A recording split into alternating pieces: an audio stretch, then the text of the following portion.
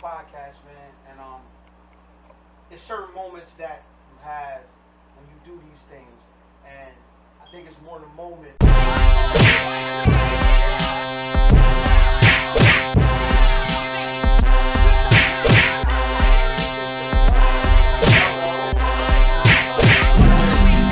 These guys came from Woodford, Delaware.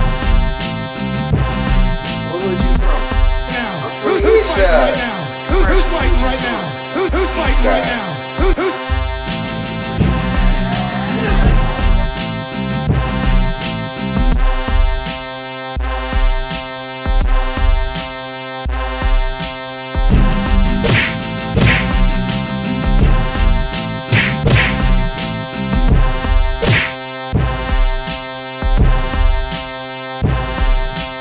Let me see him. Let me see him. Let me see him. Let me see him. Listen, man, it's your boy B-Mac, man. Fire Nights Podcast. Let me see him. Let me see him.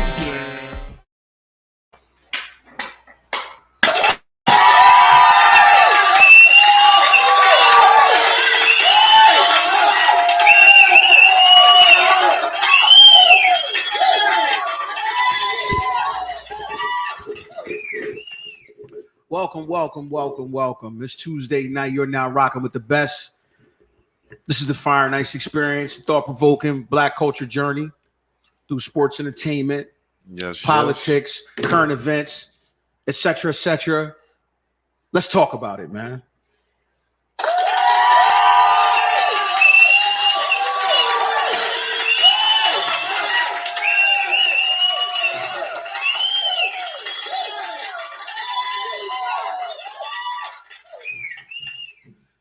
We're live. Studio 7 for all your recording needs. Get at them on Instagram, Facebook for all your recording needs. It's your boy, Coach P. It's Tuesday night. You could be anywhere in the world. Once again, you rocking with us, man. We truly appreciate it, man. And to my right, to your left, my brother, the only man on the planet that eats Chick-fil-A on Sundays, man. It's Fresco, man. How you feeling, man?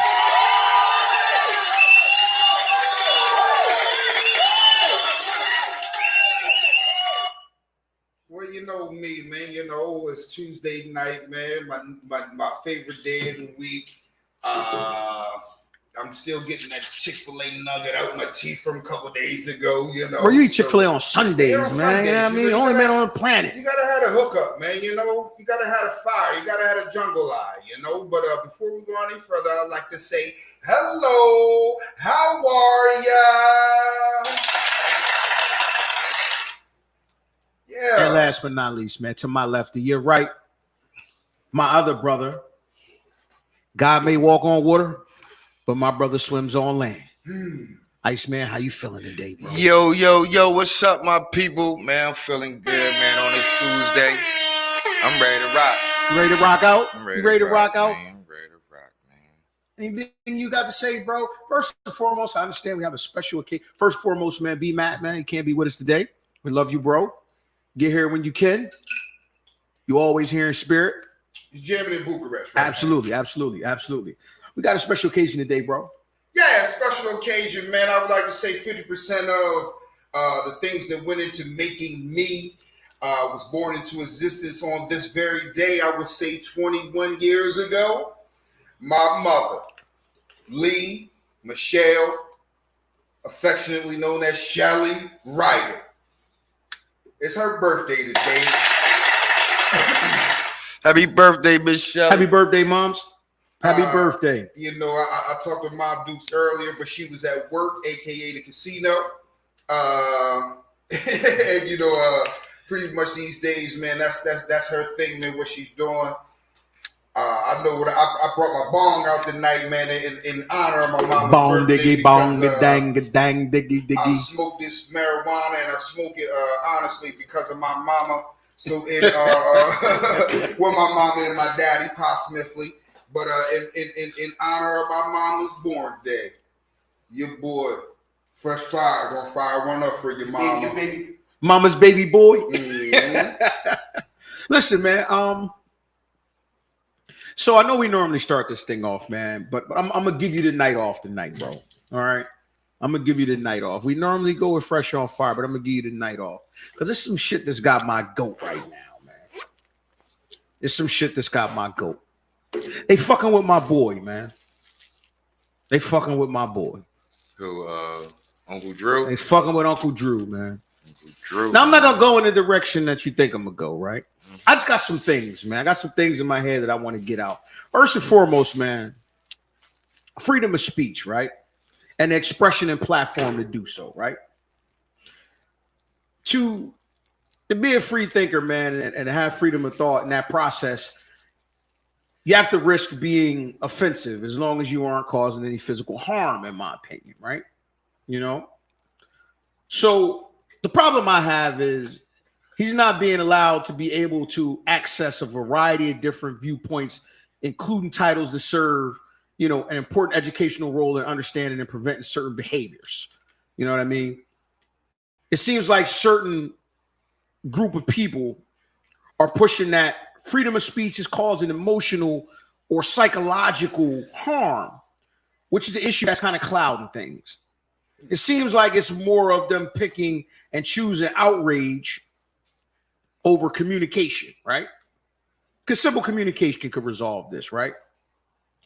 And with that, because of the alleged or perceived power or real power that they have, you have some people that have been very outspoken on the situation, right? In their commentary. My thing is, be careful with your choice to speak out against in this situation, which would be your brother, right? Just be careful, okay? Now, mind you, I'm gonna be the first person to say this, and I'm let's get this out the way first. Okay. It's your choice, right? To say what you want to say in your commentary about your feelings towards him, right? Okay. Mm-hmm. But also that has consequences, right? Just like his choices have consequences, so do yours. Mm-hmm. I think what's big here is that motherfuckers got to understand when there's something bigger at stake, right? There may be something bigger brewing here.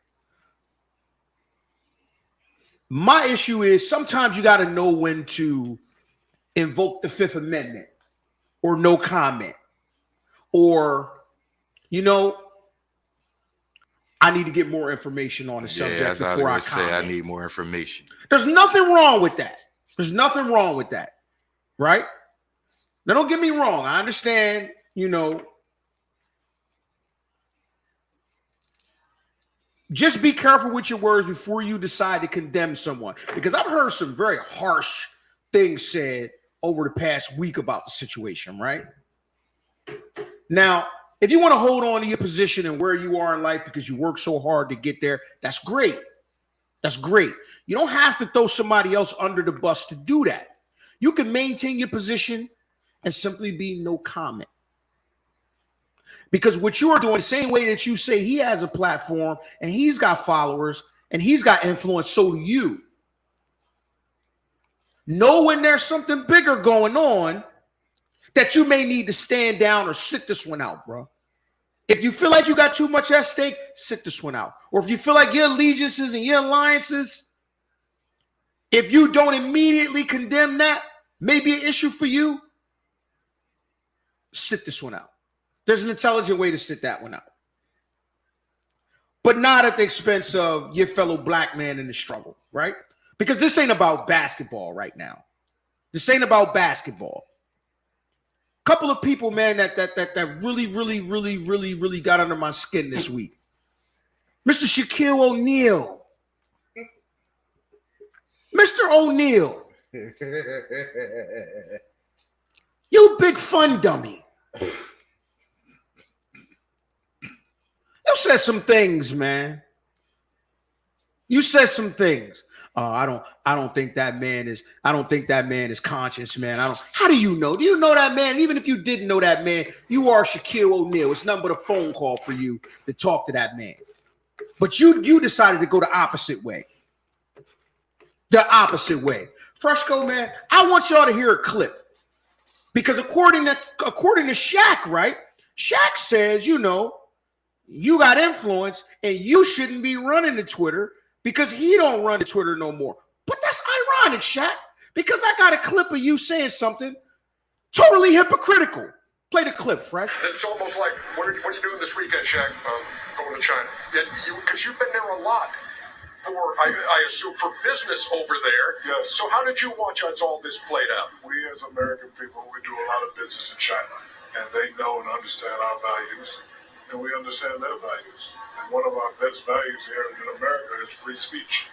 We're allowed to say what we want to say, and we're allowed to speak up about injustices, and that's just how it goes. And if people don't understand that, that's something that they have to deal with. But, I just think it was unfortunate for, both parties, and then you got people speaking when they don't know what they're talking about. But Daryl Morey was right. Whenever you see something wrong going on anywhere in the world, you should have the right to say that's not right, and that's what he did. But again, when it comes to business, sometimes you have to tiptoe around things. But again, they understand our values. We understand our values, and here we have the right to speak, especially with the social media. We're gonna say whatever we want to say when we want to say it. Seems like a stark contrast to what you've been saying, Shaggy.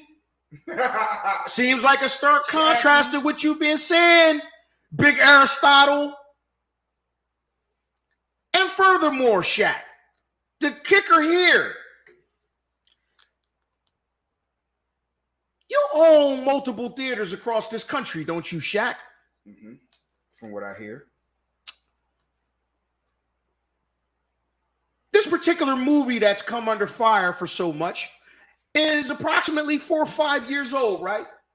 From what I gather. And I distinctly remember you saying, Shaq,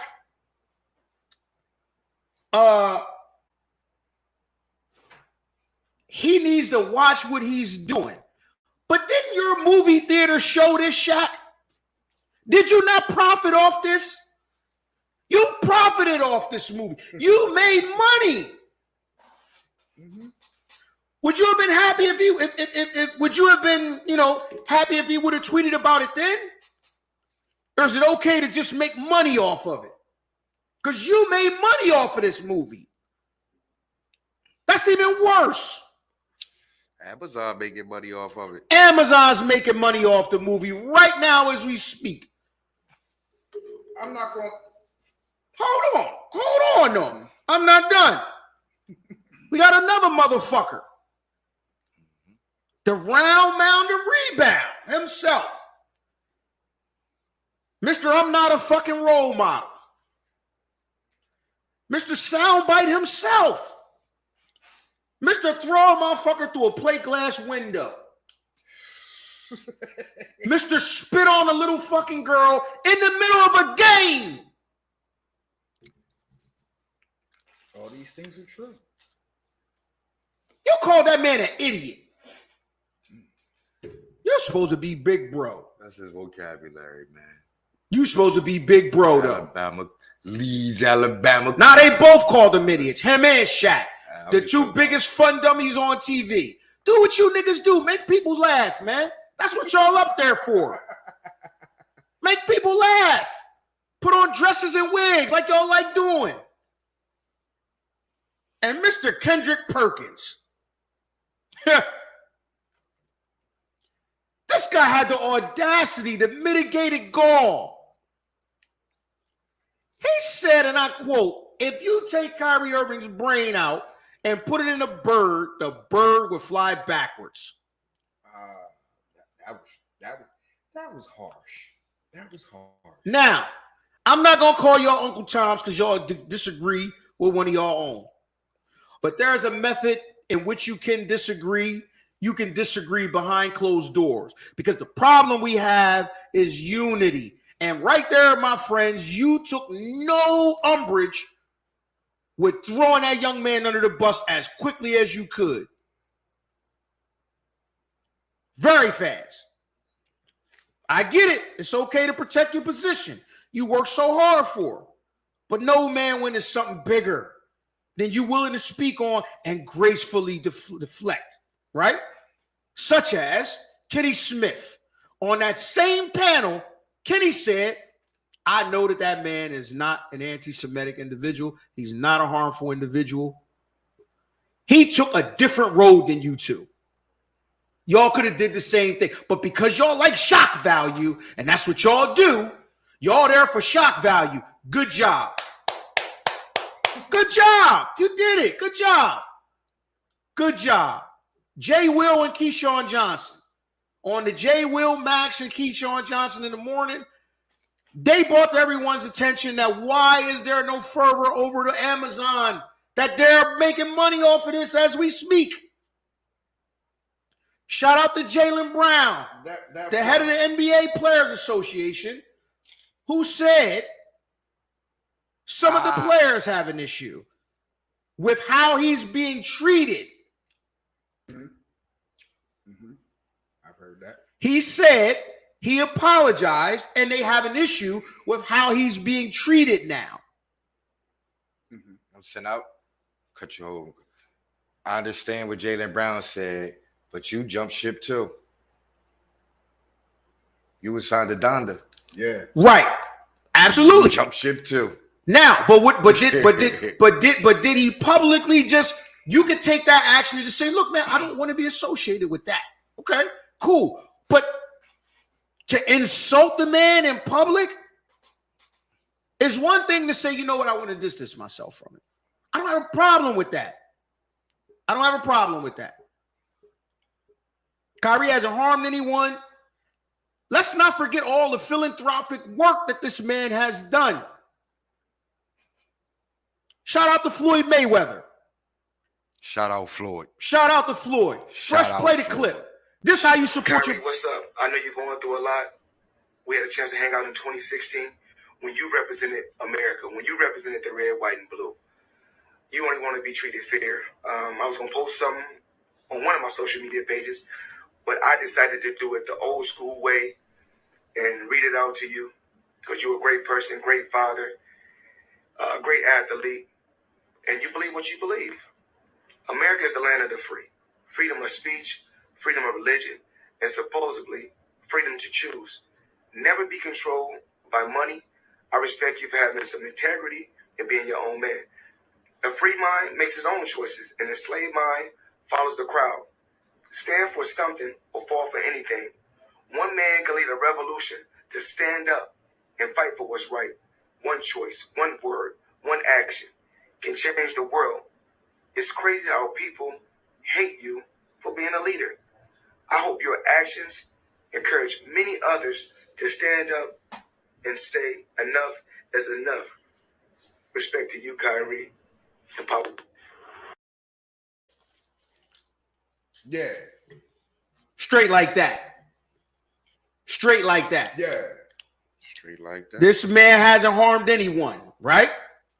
May I remind you, this man donated millions to the WNBA during the COVID pandemic to the players that chose to opt out. He has paid for multiple HBCU students tuition. He has created a water system for Pakistani villages. He's gave George Floyd family $250,000. A house. But he's an idiot.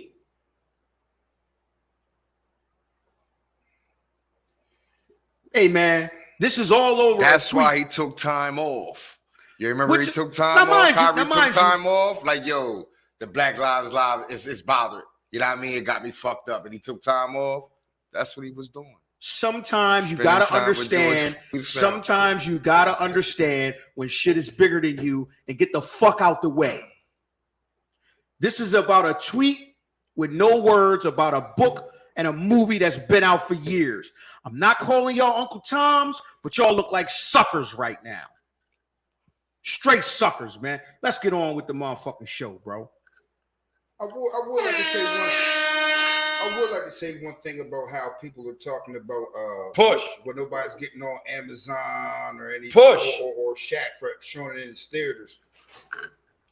The one thing I want to say about Amazon is I'm pretty sure you can go to Amazon right now and get some other anti-Semitic or white nationalists. Listen, Hold on. now you say that I just looked. My phone just posted.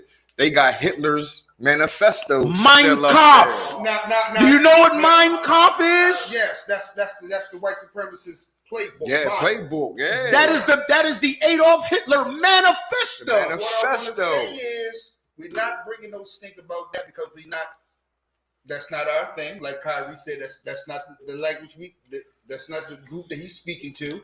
If it went over your head, then it wasn't for you. Am I right?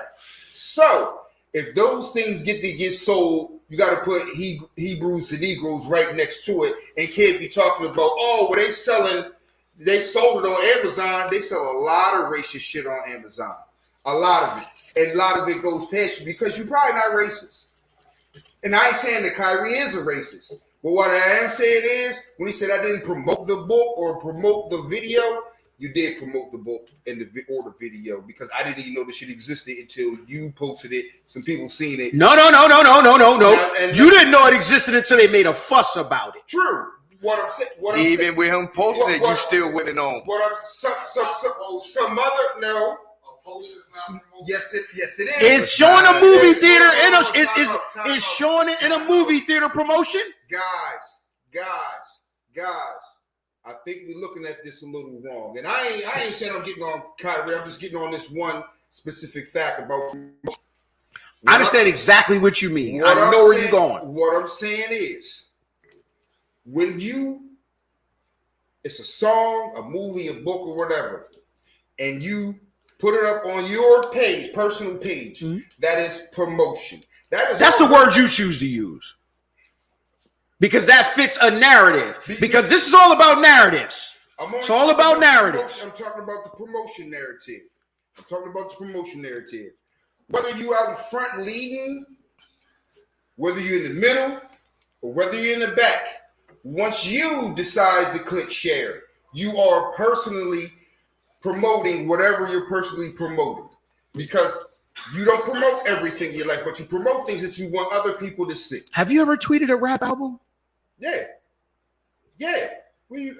So you're promoting. I would promote. If I promoted a whole rap album, I would say I stand. So by you stand by everything in there. If I promoted a whole rap album, which I haven't promoted, I maybe one because it probably was Biz Markie. The Business Going On Part 1. That's my favorite. Have you ever tweeted a rap album with incendiary lyrics? But I'm with him because you like the album. Do you 100% stand by everything in that album? Nah, I could probably only like 4 songs or 5 songs. And listen, let's not. Okay, we are not in favor of fucking destroying our communities. We're not. Mm-hmm. We're not. We may like the musical aspect of it. I'm not promoting it. You can use that word, and I'm not going to argue it because if that's the angle you want to take, and that's the narrative that you want this to be seen under, then promotion fits that narrative. But there's another narrative there. But you saying if you want to take that, if that's how people see that, then that's how they're taking it. You know what I'm saying? You say other people's perception is our reality. Yeah, you know what I'm saying? And this is true. And this is what I'm saying. But that's not the only narrative. It's everything. Everything is not black and white. I know it's not the only narrative, but I'm only a Sith thinks in absolutes. But I'm only speaking to the promotion part. What I'm saying is when you necessarily put something on your page, everybody who sees it thinks, oh yes, he's with this. So let me ask a question, because I think this could probably clear up a lot of shit. Context. How do you put some context behind why what if he would have said, yo, this is some wild shit and posted it? What would it be then? Still promoting it, but he said, yo, this is some wild shit. I'm promoting it I'm promoting it as wild shit. Yo, this is some wild Do you shit. think it would have caused as much fervor? Nah, for because uproar? because he didn't say this is some wild shit. But what if that was? But what if that was? So what are we to believe? What am I to believe? I'm glad you said that. I'm glad you said that. Hold on. Taking a whole bunch of ways. I'm glad you said that. You believe you pulled from that what you wanted to. But it's not wrong. It's not wrong. Why would I be wrong if I see you promote it? I didn't say you were wrong. I didn't say you were wrong. But that's what I'm saying. The poster can now come back and say this was the context and why I posted it. And at that point, let it go. After that's what I'm saying. And that's what I'm saying. Well, after you say that, I'm like, okay, well, it might have helped if you'd have said that first. Absolutely. But I'm saying if you put it up blind like that, me, where I stand, I'm like, I have to believe that you were with this 100%. 100%? Yeah. You gotta everything you post, you with 100%? Yeah, pretty much. I post the police fucking somebody up with no words. I'm not condoning that. Because one could look at that and say, hold on. Because one could look at that and say, people take what they want. It could be people that be like, yo, he deserved to get his ass beat by the police. Because somebody can see but what it is, either way that they take it, he posted it, and when you post it, I say there's also. But let me ask you a question. Hold on. For promoting. Yeah, so that's what I'm saying. You leave it open for people to have their own interpretation. And also, when they're trying to get rid of you, it goes to the person. See, if Brother Hanif posted something with the police and didn't have no caption, no content or nothing, we know where Brother Hanif coming from. They're trying to get rid of Kyrie. He explained, I don't like the whole shit. But I didn't get that he was anti-Semite. Yeah, what I got from it was him exploring his roots. Yeah. But to somebody who wants to make more out of it, that's the narrative that they bring, that they can pull from it. For somebody that wants to make a problem for the brother, they can say, man, I thought he was on the front lines. He's supporting police brutality. That's crazy. But like what you take from it is what you take from it. But when you post it, that is equal to promoting it. Whether you stand in front of it, standing with it, or behind it, you are promoting it. Because without you posting it, nobody else would see it. You're promoting it, you're endorsing it. 100%, 2%. I don't agree with that. We got to disagree. I don't believe by posting something you're endorsing it. I don't believe you're endorsing it. I don't need without context. Yeah. Without context, just means that people can add their own narrative. So if I post a saying that somebody says, am I endorsing the person who said it? That's what I'm thinking for one. No, but I'm just saying. I'm just saying because the saying I might have liked what the saying was. And that's what I'm saying. I'm saying you're 100% behind the saying. That's what I'm saying. I would assume if you put a saying up, you believe in that saying right there. That's what I'm saying. If you don't believe it, I'm like, how am I supposed to not know you don't believe in it? You just put up 8 words. How am I supposed to know you only believe in 4 of them? But what I was saying is, and I want to see what I was saying is, if you didn't post it, or promote it. What I brought that example was is just to say if he would have put up quotes of the movie, just quotes of the movie, would you have said he promoted the whole movie? No, just the quote, because you just put the quote. But they would have said what they're saying. Now, but they would have said it's something different. That's what we're talking about. I'm saying, I'm saying what I'm saying. Okay. I'm like, well, just a part of just like I said, specifically to the promotion part. I'm just saying, if you would have put just the quotes, I'd have said all I would have known is you're just promoting the quote. That's all I would have known. That's all I would have known. So listen, enough of that, man. Let's lighten the mood a little bit. Let's lighten the mood a little bit. Yo, check this out. So I was looking at something the other day, right? And I think I need my shades. And it brought me back to when my kids was kids, right? When my kids was kids. Remember when your kids used to give you something? Be like, Dad, open this. Right? Am I the only parent that when they say open this, I kind of got first dibs on whatever it is? Like if it's a drink, I take a sip, or if it's some Skittles, I get the first 5 or 7 Skittles. Yeah, you might be the only one. I'm just saying, I'm the only one to think that. So your daughter ain't said, Dad, open this Reese cup. You ain't took a bit out of the bite out of the Reese. I don't. You don't do that? I don't. Because I ain't gonna lie. And most of the time, I probably don't even like or want what you asking me to open. They tell you they got orange juice. They tell you to crack the orange juice. Nah, I'll take a sip. Nah, I don't take a pen. Am I the only one? You take a sip. No, I can see. I can see you standing. I can see you standing. I'm gonna take your first Starburst. I'm gonna take your first star. I'm like the taste tag. I'll make sure it's okay. I dig down and get the rib, but I never do that. I never really do that though. But I can see where you know I can enforce the rule, and I reserve the right to take. I think that gives. You know I think that gives me. I'm saying me like I've asked though. Nah, I don't think I have to. I'm saying I don't have to. But you're asking me to open I'll it. Open it. So give I'ma it to her, that. or give it to her. Like, oh, let me get Right. one. You know what I'm saying? Sample that. Or, now that's the same thing. I say, let me get one while I'm reaching. I'm just gonna. I'm reaching. Let me get one. Nah, I think because I opened it. I mean, because I opened that joint. I mean, you got a bag of little bites. So, hey man, there's only 5 in there. But we got 5, maybe 5, maybe if you got a good pack. Good brother, we got a couple people walking with you, man. If we They're got like, a nah, good I do pack. that too, bro. Yeah, I think that entitles you to get that first dib. Yeah. And I get that. I don't do it, but I can understand where you reserve the right. You get that, kids. Since I cracked this thing, the young man wants you to open some Doritos. You get that. Joints. You don't say that? Nah. Yeah, he just take it.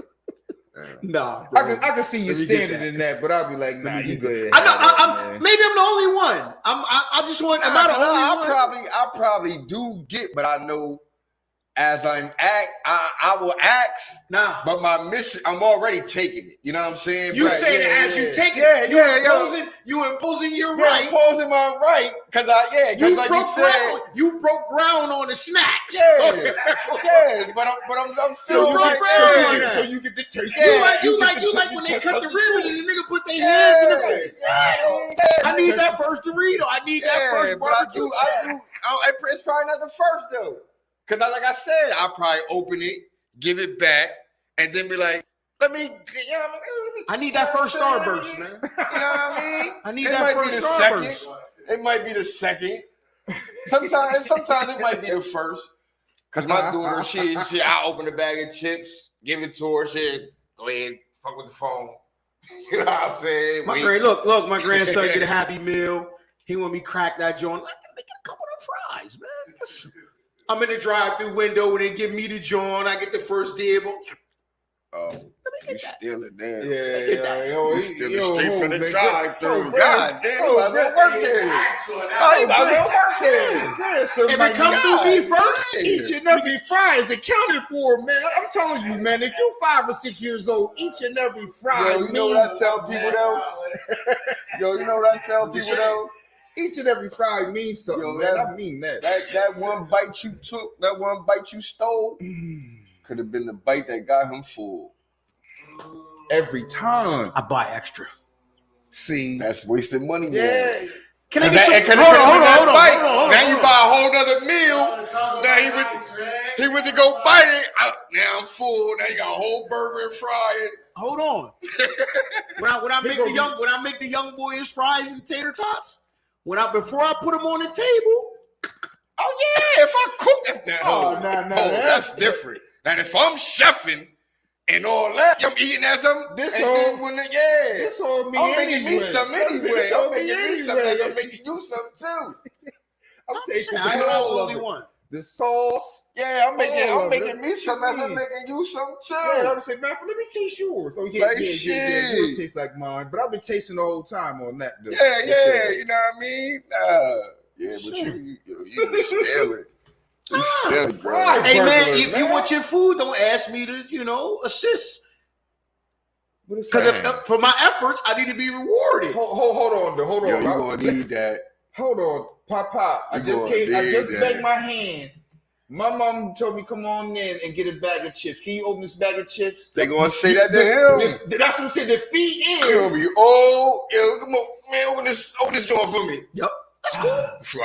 I get it. What the fuck is you doing? What the fuck is you doing? Yup. Hey, man, turnabout is fair play.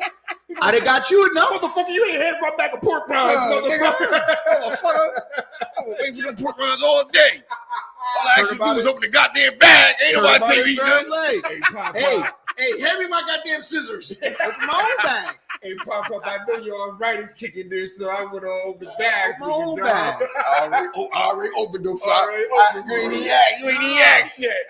I'm gonna have a fly Amazon contraption where I just put the bag in the joint.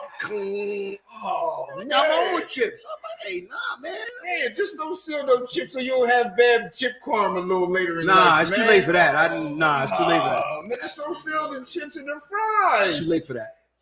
You're gonna have bad food karma, man. You're gonna have bad openness karma. Yep, you got bad openness karma, man. Maybe. Moving on. Listen. I was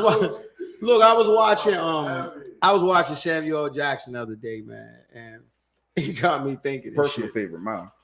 Yeah, absolutely. I see Samuel Jackson at least once a day in some kind of movie because he got so many movies. But got to thinking,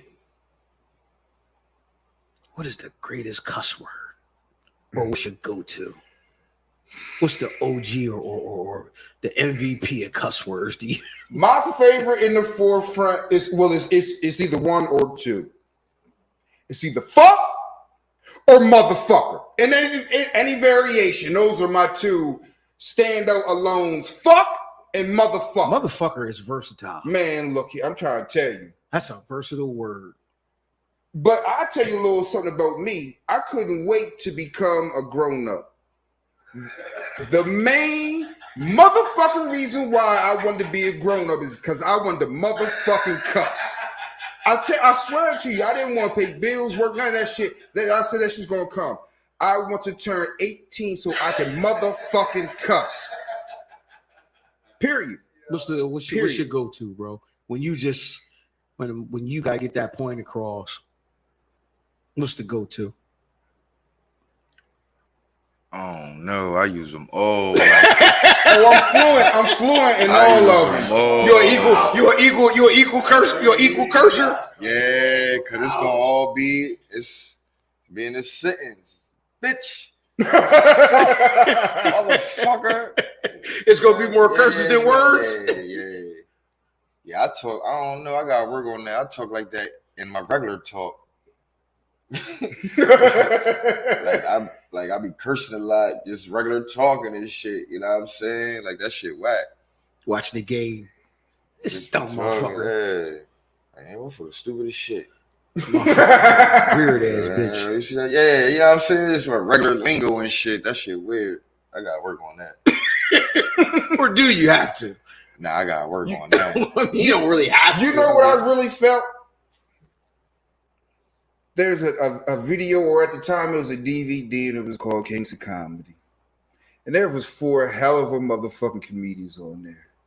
But that last motherfucking comedian, Bernie Mac, had a bit about the word motherfucker. That's a versatile word, bro. And that word motherfucker really motherfucking hits me in my heart. You know, it's like it pulls on a heartstring. That motherfucking word motherfucker really means a lot to me. I don't think you motherfuckers understand. But the best part about that word, like when it's the hardest usage is when that shit is long and drawn out. You motherfucker. I don't say that. I don't say motherfucker. I don't say that too much. Hey yo, yeah, I say it so much. I give a motherfucker.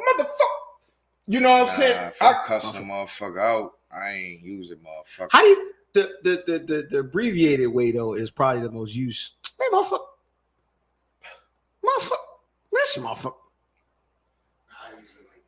Yeah, I use it in different tones and all that. I usually use motherfucker when I'm I don't use it like if I'm arguing with a motherfucker. I use that like talking descriptive, about as in a descriptive See, man. motherfucker, When I'm is arguing with a goofy motherfucker, when I'm arguing with a motherfucker, my motherfucking go-to is bitch ass nigga. Hey, you bitch ass nigga. Oh fuck man, you's a bitch. I'll fuck, but motherfucker, nah, that's when you talking to man. This motherfucker, man, these motherfuckers is crazy. You ever use it like back to back? Man, this motherfucker, man. Yo, You know what I'm saying? But all these motherfuckers down this motherfucker. as far as going at somebody, it's either fuck or bitch. Like, man, this bitch ass nigga. He said, man, this motherfucker, all these motherfuckers down this motherfucker. Yeah, you bitch ass nigga. Man, what? And that's I like to say I'm a champion. Fuck you. Well, that's what I'm saying. Or bitch ass nigga. Fuck, that's use. Yeah, we gotta stop. We gotta stop cussing. Yo, stubbing my toes. I know my vocab. I know my shit ain't right. I know it ain't right. Being a father of 3 sons that all play with Legos. Fuck came out my motherfucking mouth many motherfucking nights. Legos, yo, you step on a Lego, bro. Listen, I told this motherfucker about these motherfucking Legos. But I don't remember the last time he said motherfucker. Yeah, I said it the other day. Oh, I said it several To times somebody? today. No. In my own personal, when I was listening to fucking these 3 niggas, motherfucker. Yeah, I said it earlier. When I heard Kendrick Perkins say, this motherfucker. I said that a lot over the past week. I enunciated every word, every letter in that word this past week multiple times. I substituted motherfucker a lot. Yo, you know who else then? I'm gonna just say, you know who else then way wrong that? Ryan Clark. He ain't way wrong that shit neither. Okay. So listen, moving on. Got to thinking the other day. I was working and I was looking down at my bookshelf, right? And I had my wife trying to throw this away too, man. I was very upset with her too. Oh shit, we're gonna get to that. I was pissed off about this one. She was going through one of her normal purges, man. And when she started to purging, it's like you gotta watch the shit around you because when she get to purging, it's ridiculous. It's like, yo, man, but listen, it be some shit she trying to throw away too. So you gotta watch it. You know what she trying to throw away?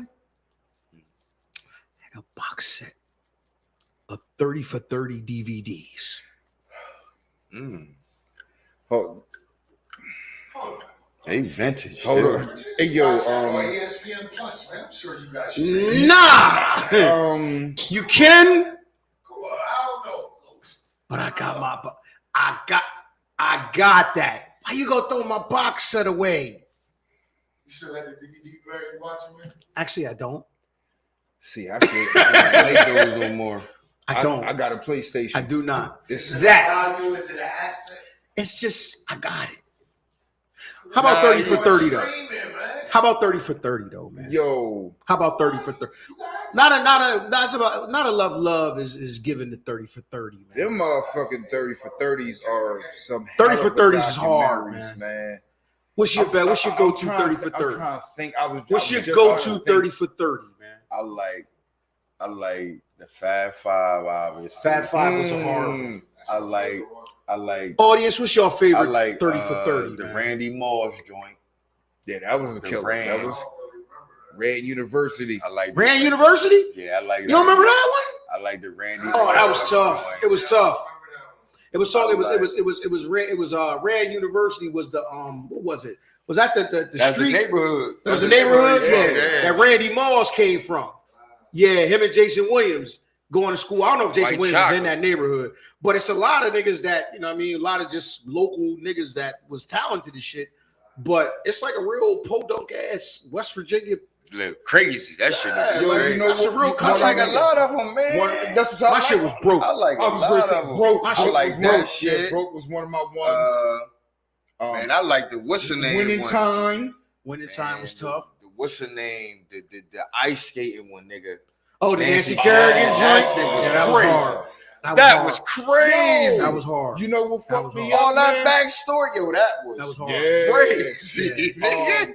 The two Escobars that kind of, I was like, That was I was like, That was yo, this shit is real. Killing niggas for that soccer. For real. Like the dream team.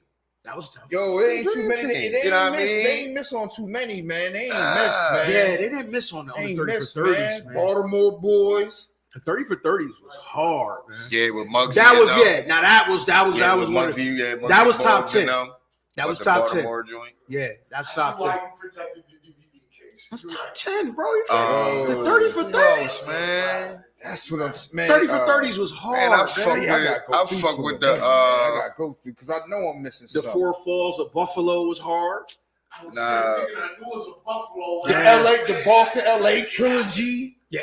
Oh, That was man. What's the one about the young bulls? Man, the football team, man. Oh, the Dallas from Dallas. there they all did. You got yeah. locked up and shit. It was like, Yeah, yo, yeah. What The one boy was you Jesse Armstead and them. Jesse Armstead and them, nigga. When his boys got locked up, but he just Yeah. happened to go to Miami. Man, that whole football team was thugs. Jesse Armstead just happened to make it out. And with the Miami, I forget what that shit was called. You know what I don't. You know I why I don't. forget You what know that what I shit don't was know why. called. I wonder why they don't have one, and I'm waiting for it. Why they don't got one on that Florida Gators team? Oh my God, I'm waiting for that. It's probably one out there. It's probably in the works. It's I ain't probably seen one nothing. out there. The trial of Bro, Allen Iverson, that team, Jimmy the Greek. bro. Why is there no 30 for 30 on that Florida Gators? Oh, the team? Chris Herring joint. Chris Herring was tough. Oh, The Chris Herring joint was hard. Shit, the SMU shit. Pony Express. Pony Express. SMU That shit. was The hard. other nigga, the football, what's the football nigga? Marcus, what's his name? Marcus Dupree, the Marcus best that never Dupree. was. The best that Yeah. never Best that never was. was Marcus hard. Dupree. Okay, That was hard. okay, here we go. What you got the list? Yeah. Man. Well, yeah, the first one was about Wayne Gretzky and them. I don't even remember that one. The band that wouldn't die about Baltimore Colts leaving in the Colts. They was like, They left in the middle of the night. That backstory, Yeah, they yeah. left in the middle of the night. Yeah. Nigga, they packed up all this shit. They packed up all this shit and left in the middle of the night. Yo, I was listening to it on like the shorts, the 30 for 30 shorts. They was like, yo, you know how crazy this is? It was like, yo, Bob Irsay. Speaking of the Ursays, Bob Irsay, daddy, he caught wind that they was going to push him out in Baltimore. He said, nah. You know what? That. Let me call up my buddy who lives around the corner. He just happened to be the CEO of Mayflower Moving Company. Hey, yo, Chuck. Hey, yo, I'm going to need about 20 trucks. 200-300 people. Nah, tonight. Tonight. Yeah, I got you. Send me the bill. Yo, that shit was We out. crazy. Yo. In the middle of the night. Without bias. Oh yeah, That's Lenny Big. That was sad. The Lenny Lenny Big. bias. Yeah, that's man. I think I may only Benji watched that joint, like twice. the That's another Chicago one. joint. I only watched that like twice. Benji. Yeah, I ain't watched it. Benji. Run, Ricky, run.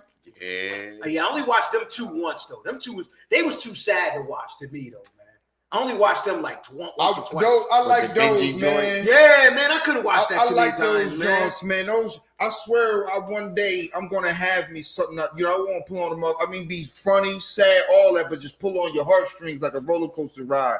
One day, man, our name gonna be on something that pulls on your heartstrings like a 30 for 30 can, man.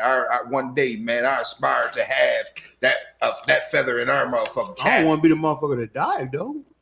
Who? No, hell no. No, I'm talking about we're creating. Then one day they'll do a 30 for 30 about us. But I'm saying now, one day we gonna have something 30 for 30 worthy. Bro, that broke shit was the shit though. That's my favorite one, though. That's talking about the football players. Listen. All them niggas go broke because they wear helmets. Yo, listen. Oh shit! The one night in Vegas, the Mike Tyson shit. That's hard. That's tough. The one about broke that was hilarious though was you could literally see on some of them niggas' faces that they to this very day, because you could see them like they was doing their interview like Man, I really gotta do this shit, man. Like, Yeah, I do really got to Yo, do the this funny shit, the way the nigga said, he's like, yo, the football players go to brokers. Go, you know what I mean? He's like, yo, because they wear helmets. They wear helmets. Nobody know that shit. When they Don't get in the nobody club, know who they are. So when they get in the club, they spend it. He said every football. He said if you notice, every football player got a chain with his number on it, and they showed all the players walking. They all had. that shit was hilarious. I said, dog. yo, that's crazy. Like, yo, that's crazy. Andre Rison just said, man, he went to the club, man, saw a nigga with the joint in the club. Said, man, I left the club and went and got one. He said, it wasn't nothing for them to drop 50 grand in the club. Broke was a good one, man. That one was good one, man. It was a little sad, but that shit was hilarious watching them niggas. Some of them niggas was sad. Rison, he was spending out. Oh, he was blowing.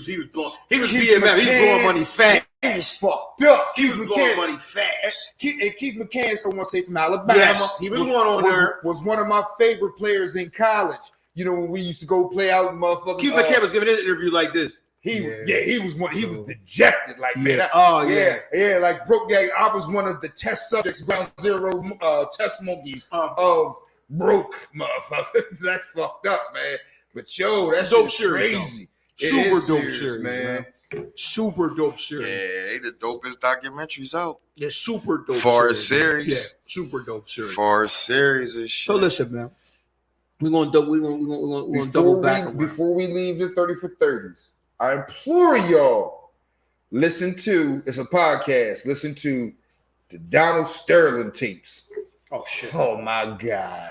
What you know? Yeah. God, damn. Yo, yeah. Donald Sterling said enough in his own privacy. I can imagine on a podcast we got motherfuckers. Nah, it's a podcast about all the stuff around. You know, all the stuff that happened at the time. Like, oh shit, this happened. Oh, this is why shit happened. This crazy. This Donald Sterling face wasn't even moving. Yo, why? He had so much Botox Why in his Chris face. Paul got three owners fired? Got three owners kicked out. New Orleans. That's a good motherfucking Clippers. Is it because he's an activist? Is he like I don't know. I'm I just mean, saying. Nah, like but that? now he the president of the NBA. Yeah. But three teams you played for, owners gave up their team.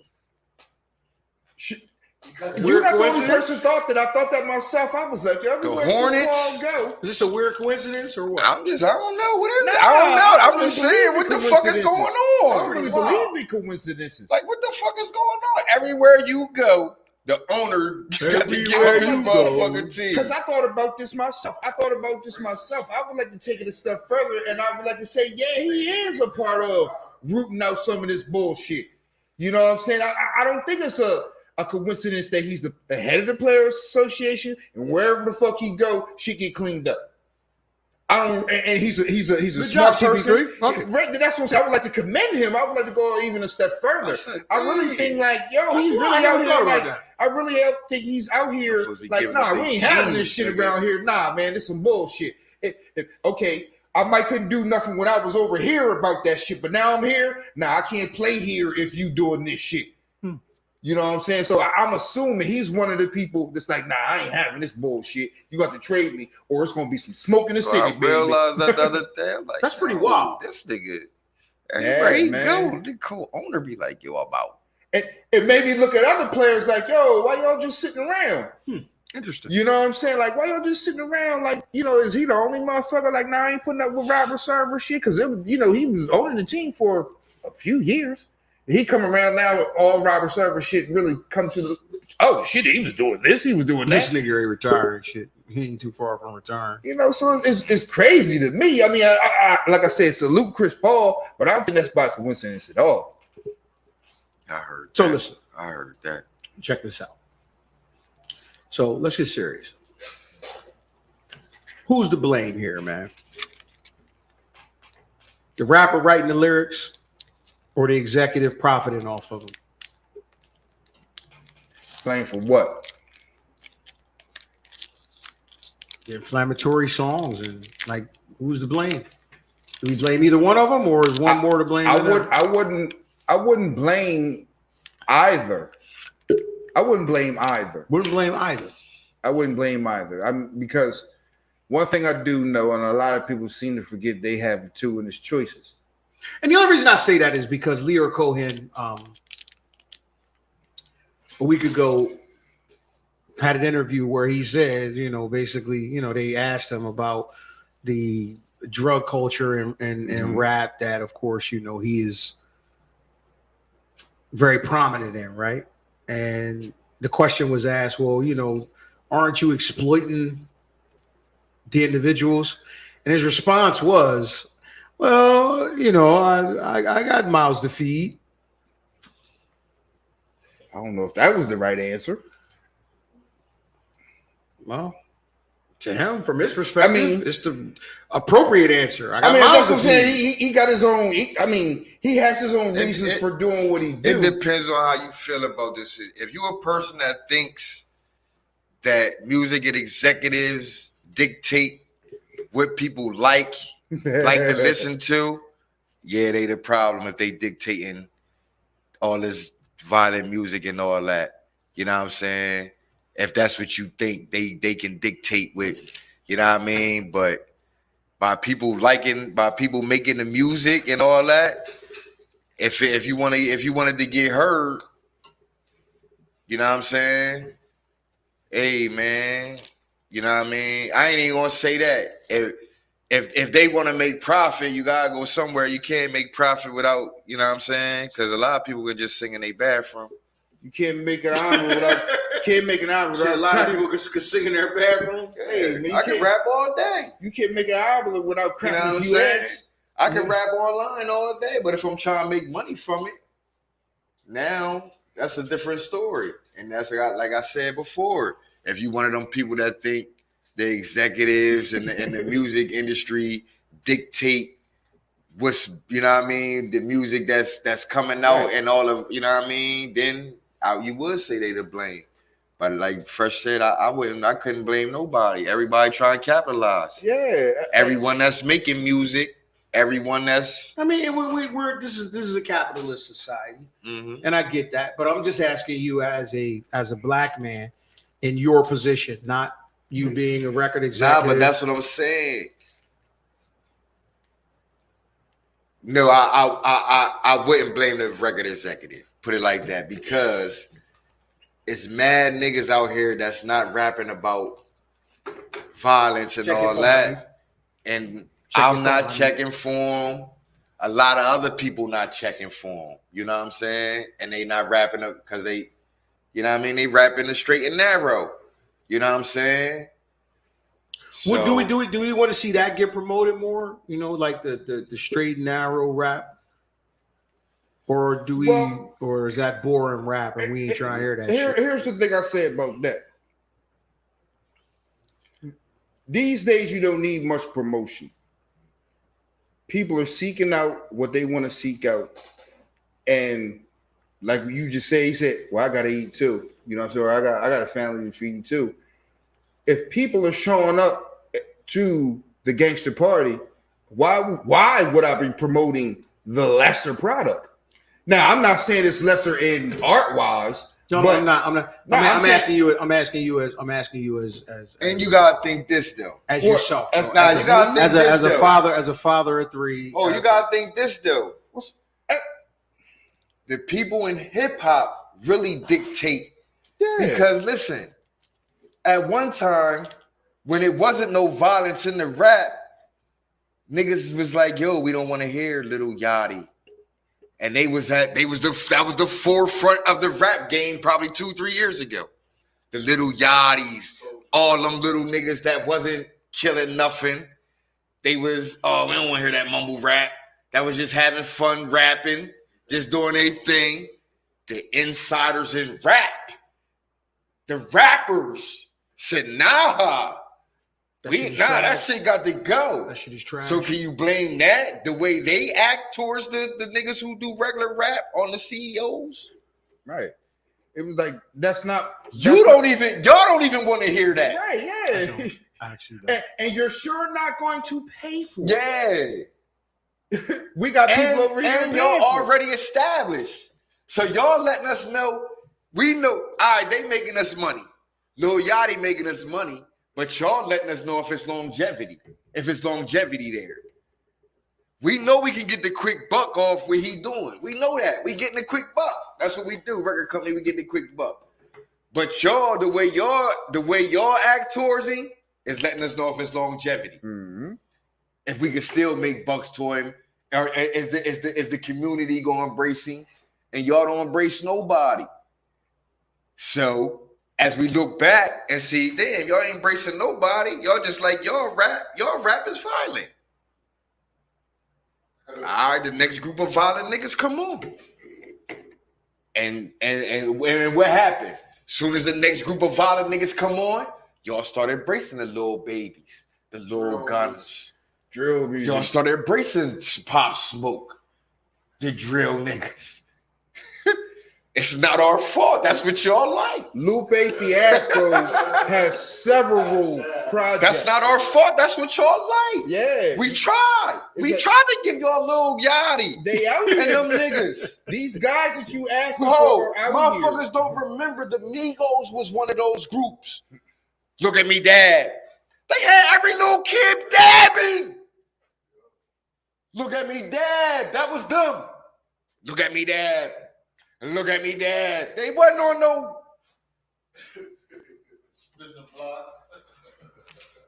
Oh no. You know what I mean? Nah, we gotta start spinning the block now. That's where the wave went. Soldier. Where the wave went. Soldier start, once he started talking all guns and shit, motherfuckers laugh. Big Draco. What, nigga? You was on the internet. That's how they look at Soldier.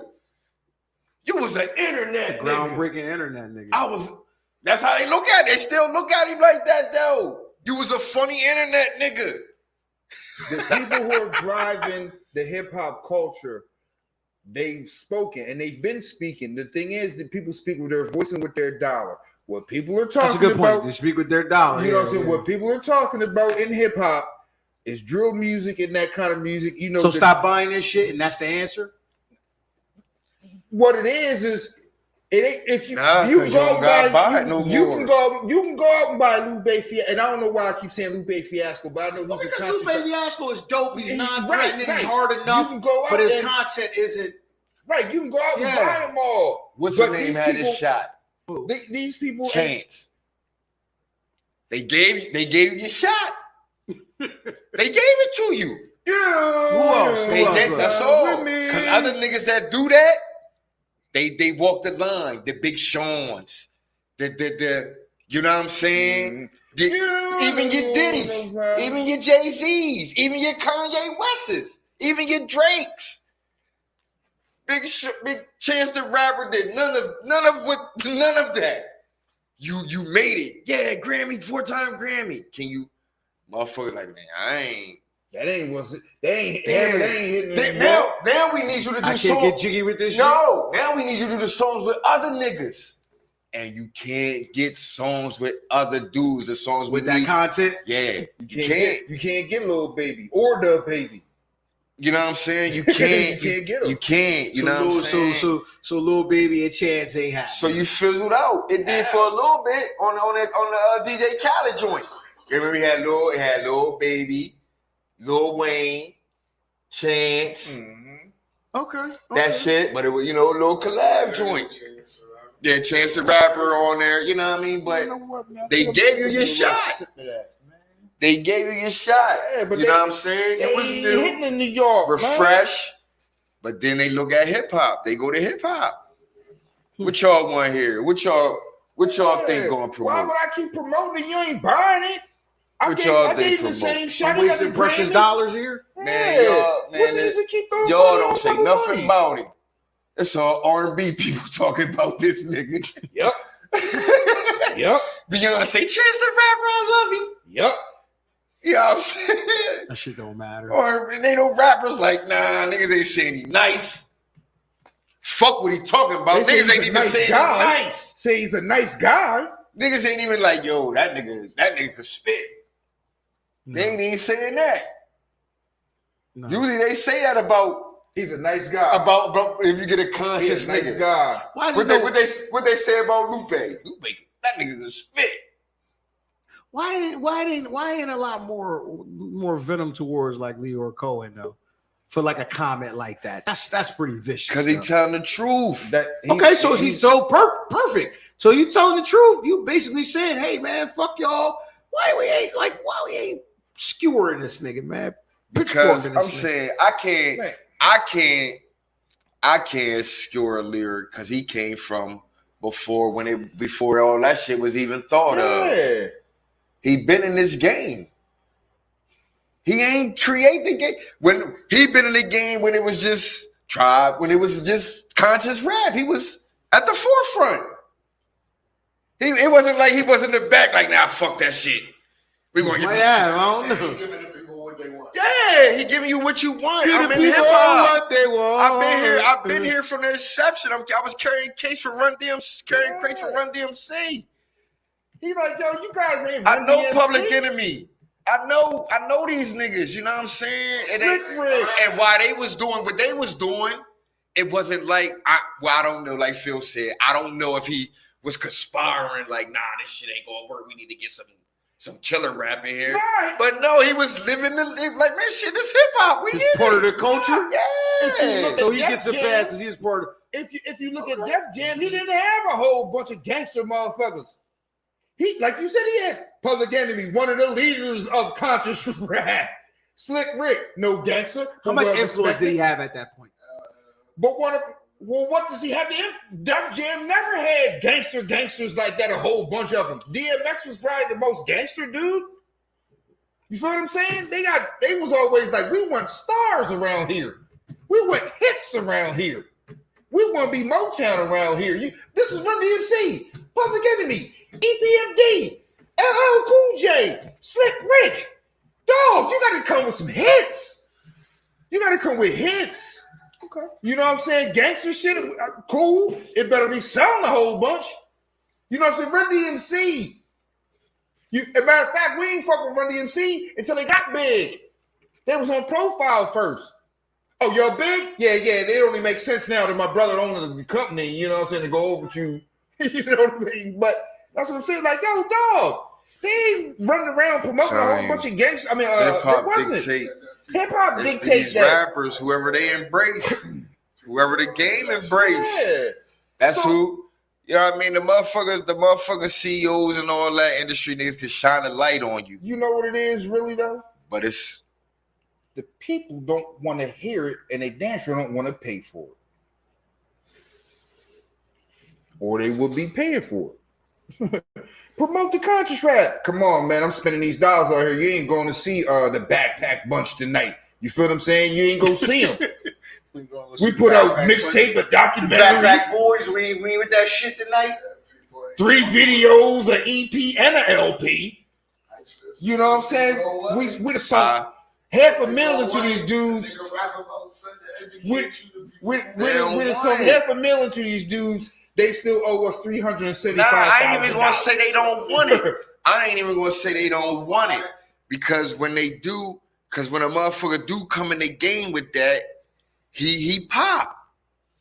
If he talented enough, he'll pop. There's no but longevity. then they look towards his peers.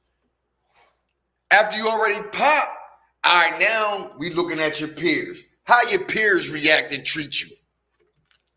Oh, we can't. Nah, if they can't get jiggy with this shit. Nah, because ain't nobody doing we need. Because once who? Yeah. But they walk that line. They walk that line like Drake. They walk that line. They give you Drake could give you 30 goddamn slow songs, but then he'd talk about and I'll bust your melon. You know what I'm saying? He walking the line. Kendrick, motherfucker already know Kendrick where he from. He'll tell you. I ain't no gang member, but I hang with him every day. And I see what they do every day. He walking that line. J. Cole.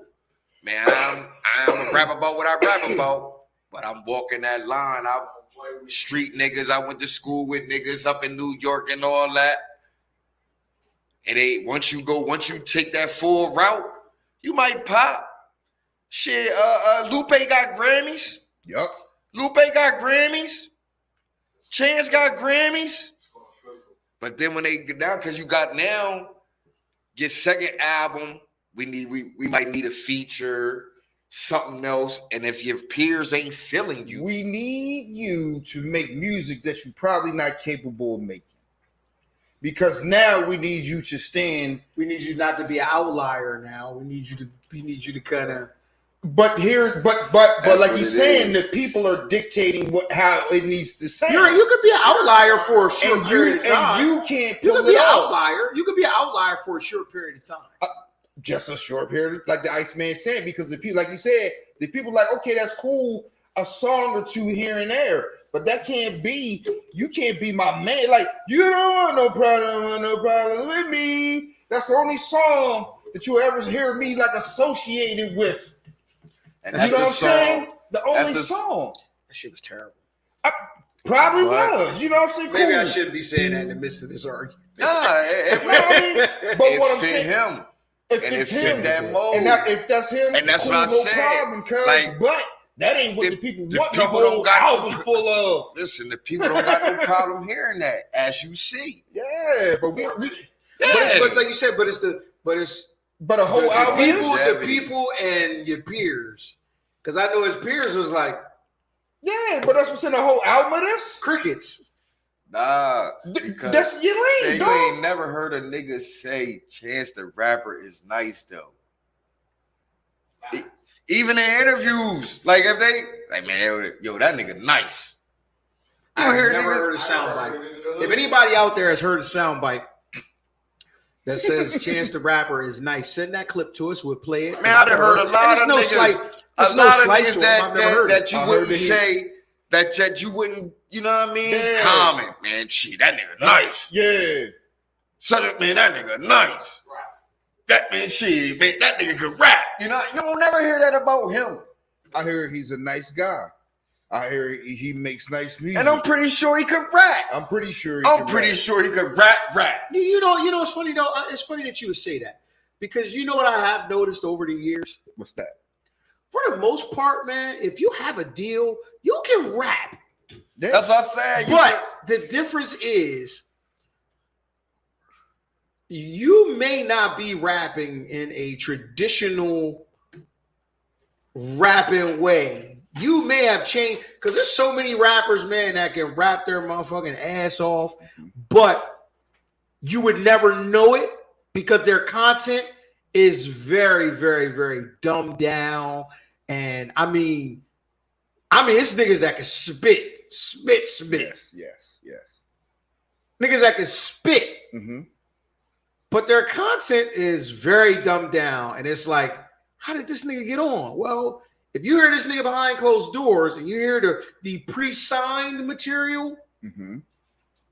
you're like, well, damn, what? Nigga, all you had to do is spit that. Well, 7,000 of them niggas, they can all spit that.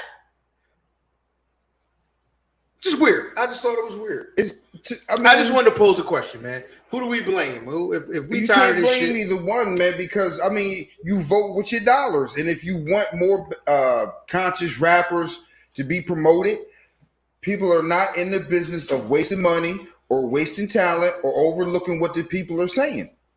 If it was enough people out there saying we want this, or we want him, or we want her, or we want them, I'm pretty sure there's somebody out there that would bring it to you, but it's not enough people. That's what I was saying. I don't even think it's the motherfuckers. Listen, how many times you seen a nigga that's already established in the rap game, a Diddy, a Jay-Z, whoever, a rapper, a J. Cole, introduce a conscious rapper or a guy that introduce one of their homies or a nigga they know they can rap that don't rap about the shit they do. You know what I'm saying? Some left field nigga. Yeah.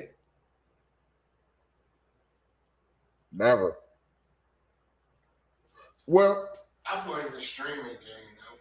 Because streaming, everything is like radio hits. You took it out of buying an album. At least it's an even playing field. I can put my album out, see who want to hear it consciously. Streaming, you gotta hit. But that's what I was saying about they look at your peers. Even when okay, I give you a label. Now you got a label. What type artists you gonna go? What type? They gonna get the same type niggas. You said he go get the same type. Yeah. They go get the same type niggas. You said he get the same type niggas, huh? Man, what? I'm gonna go get. And that's what and then the motherfuckers in the office looking at that too. Like what? Oh, okay. These the good niggas then. Like these the good niggas. Because listen, if I'm a businessman and you supposed to be a businessman, you supposed to sign the best nigga that's gonna get us all money. So if you keep going out signing the same type niggas, I'm gonna keep going out signing the same type niggas. Okay. I can dig it. You telling us what make money. You showing me what make money. So why not? He make money. Oh, I can make money off you and 13 of your homies. You making money off you and go get them. Man, what? That's why I can't say it's I can't blame the companies. I can't blame the companies. Because like you don't even really need the companies no more.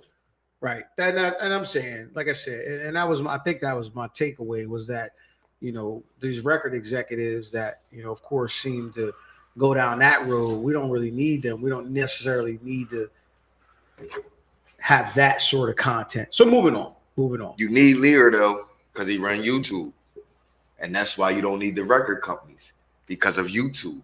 But he's the head of YouTube Music now. So he's going to be in the game.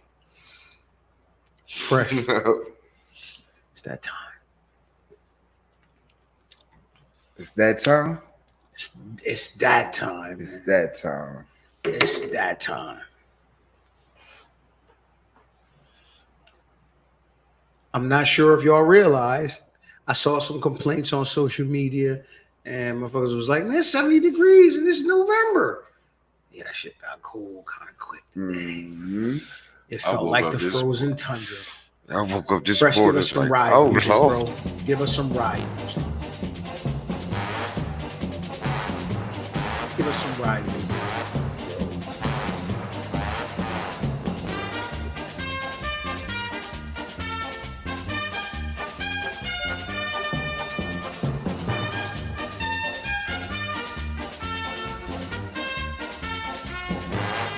A lot of good football action happened this weekend. Yes, this was a wild weekend. It It's funny that you came in this week too, man. You got me. How about that Fire and Ice fantasy football? You got me this week. I'm not king. We're gonna discuss that. Yeah. Why y'all bring up old shit? We're gonna discuss that. Why y'all bring up old shit, man? I didn't know. Give us some The Fire and Ice fantasy football. What's fresh? They almost trying to quarter. It's a long season. Yeah. Okay. It's his words, not mine. It's a long season. Deshaun Watson grade come back. I seen somebody pick them up.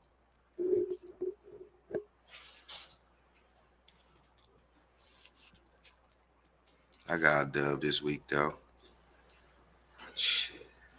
Early. Justin Fields and the motherfucking New England Patriots defense did me in. Something terrible. Justin Fields. What are you gonna do against the Dolphins, nigga? Come on, man. Huh? Nigga, y'all won by 3 points. Nigga, I was almost Nostradamus on that one. I almost had that motherfucker, cuz. You picked them to beat us? Yeah, I did. Fool of you. Nah, I wasn't fooling me. Shit, that shit almost happened. I said I was dangerous. I was dangerous with a couple picks. You almost happened. I was dangerous with a couple picks. Nigga, I was the only one that didn't win. Listen. Let's talk about it. Hold on. So let's talk about it. Tua don't lose. Talk about it. It's proven. It's proven. It's proven. Look how he springs to life. It's proven. Look how he springs to life. Look at him. The vigor. Nah, the man. The vigor that man showed. Nah. So listen, let's get into some football shit, man. Let's go with the NFL Week 8 recap, bro. Week 8 recap. Fire nice performances, man. Well, first let's go down the schedule. Let's go down the schedule of the games and let's see how we did, Fresh. You know what I mean? And let's little commentary on the games and see what happened. All right, let's because there's some interesting scores. So first we got the Bengals and the Browns, man. No, I'm sorry, I'm tripping. Wrong week. I'm tripping. So Monday night tilt. Ravens Saints. I think we both picked that one, right? Any shocker there? Nah, I know I picked Lamar and them. Hold on, let the music play. Let the music play.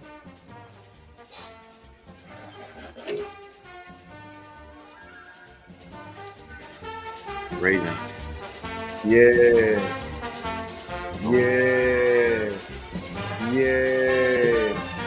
Frozen tundra. That time of the year, y'all. Let's get to it. Let's get to it, bro.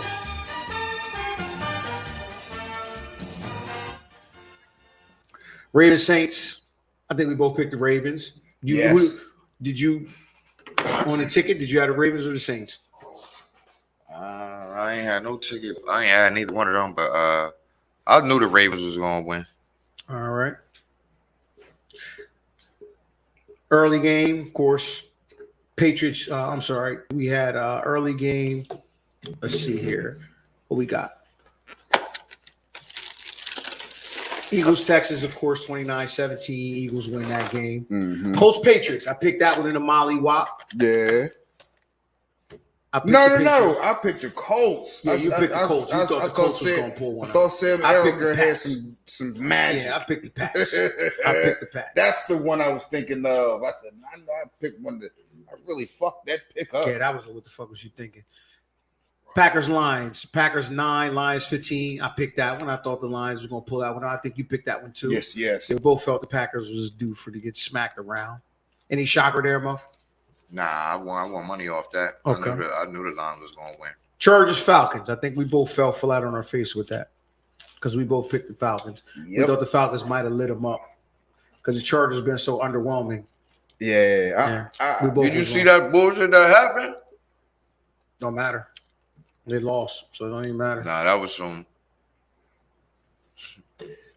bullshit. What happened? Eckers fumbled. Oh, yeah. The nigga picked it up, started running. Yeah. Then he fumbled. Yeah. And Georgia got the ball and won the game. Yep. Yeah, I did see. There was really a big lost. one. There was a big one for the weekend. Bills, Jets. I picked the Bills. I thought it was going to be close. I did but not. I picked the Bills. He I picked thought the the Jets. Bills was gonna win, but I told y'all last week, Josh Allen is the reason the Bills won't win the Super Bowl. He throws too many fucking picks. I picked the Jets. I said the Jets was going to win that game. I said the Jets was going to win. I think they might be on alert up there, man. Josh Allen is dealing with. He's injured. Yeah, he's injured, man.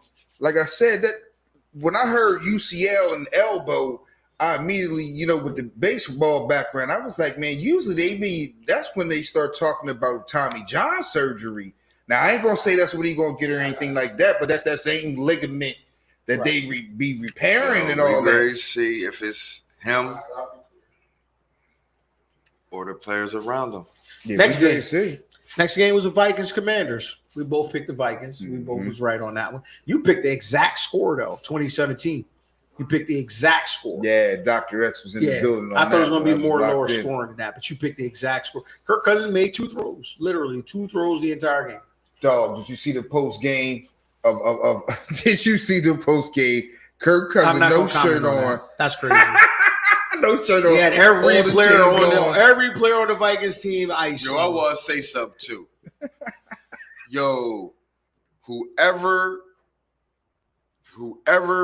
black that play for the fucking Baltimore Ravens, y'all need to smack y'all motherfucking self. Because y'all had the fucking kicker fucking talking about we smoking on a fucking Saints pack.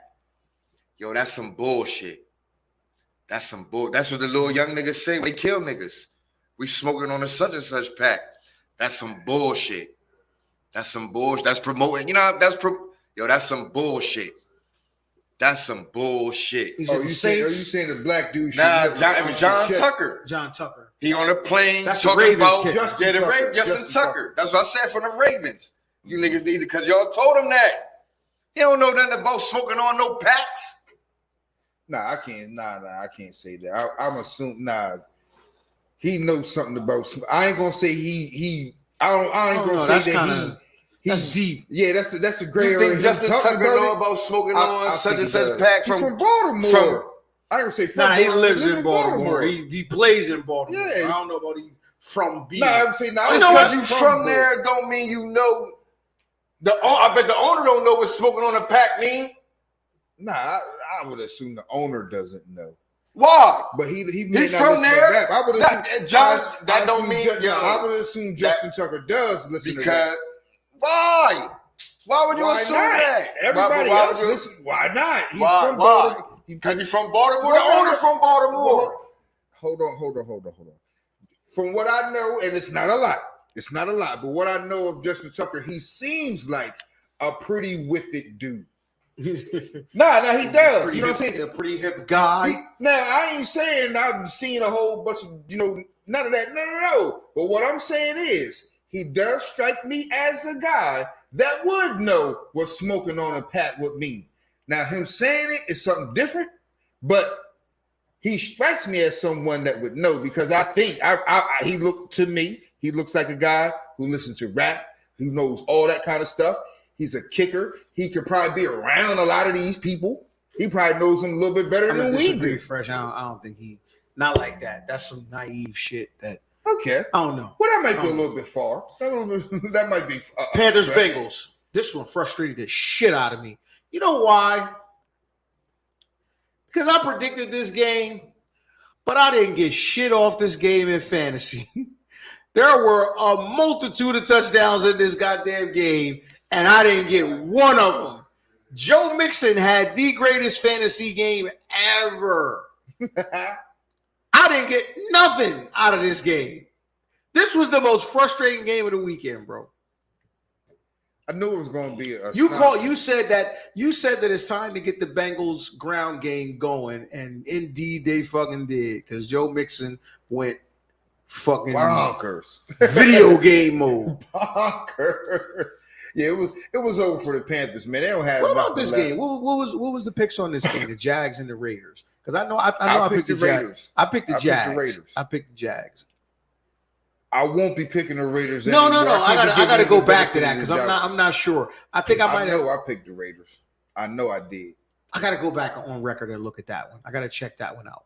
I think I picked the Jags, but I very well could have picked the Raiders, saying it's now or never, and that if there's any point in them going, they got to get it going now.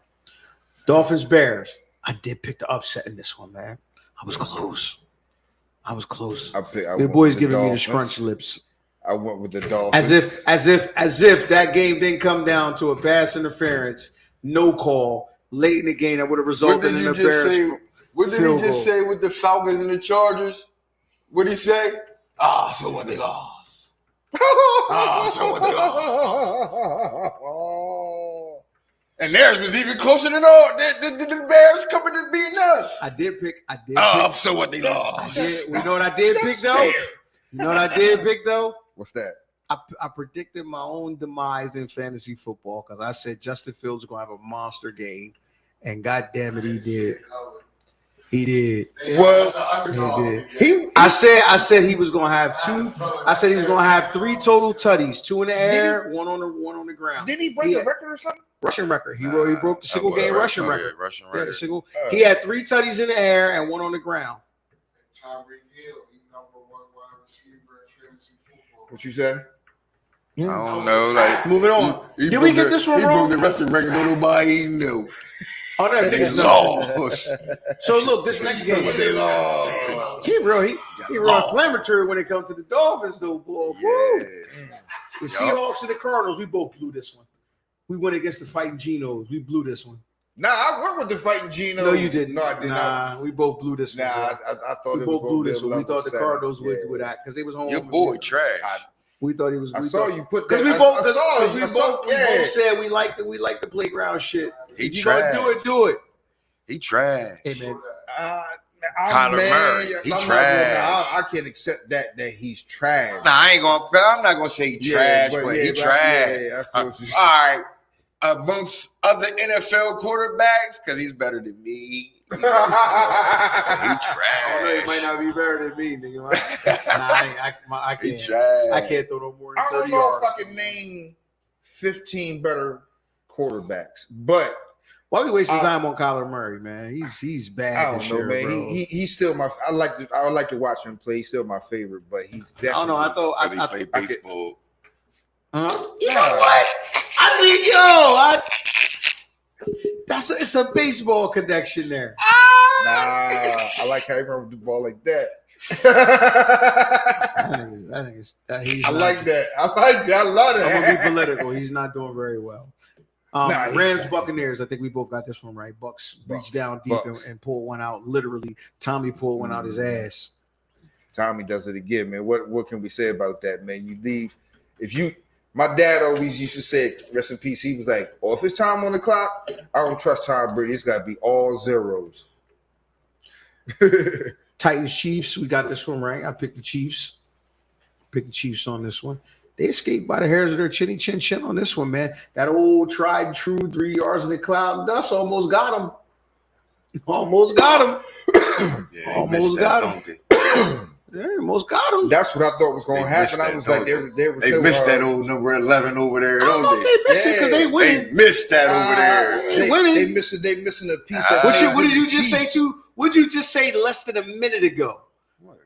The opposite. Oh yeah, they won. They winning. Yeah, they winning. I just said they missing. Sure, they All I said was they missing. They not winning as dynamically. All I said is they missing. Okay. He missing. Don't get it fucked up. Them points coming hard. Them yards coming hard. It came hard this week. They've been coming hard a whole bunch of weeks. Not really. They come. What? You gonna stand on that or no? You standing on that? Or you standing on that? What? You stand? No, I said you said they coming hard because hold on, time out. Just a week ago, because the stats, the games. I watched the highlights. They just won a game 44-23 on the road. He had 4, didn't he? That day, didn't he? Yeah. And like 2 picks. He throw picks. We know Patrick Mahomes throw picks. I ain't like that's not really saying much. They both good, bro. Hey. They nice. They both good. They nice. Fire nice performances of the week, man. Who we got? Who you got lined up? Give me fire performance. Nigga tore it down. Tore it down. Who tore it down? Who went ham? Tore it down.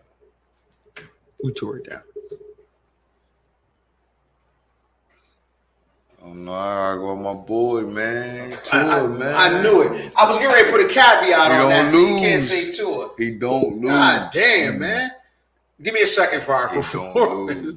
Give me a second fire performance. Second fire. And not anybody Dolphin related. Nah. God damn, bro. Second performance. I'll come back to you, man. Nah, I got one. Second performance probably would be Devontae Adams.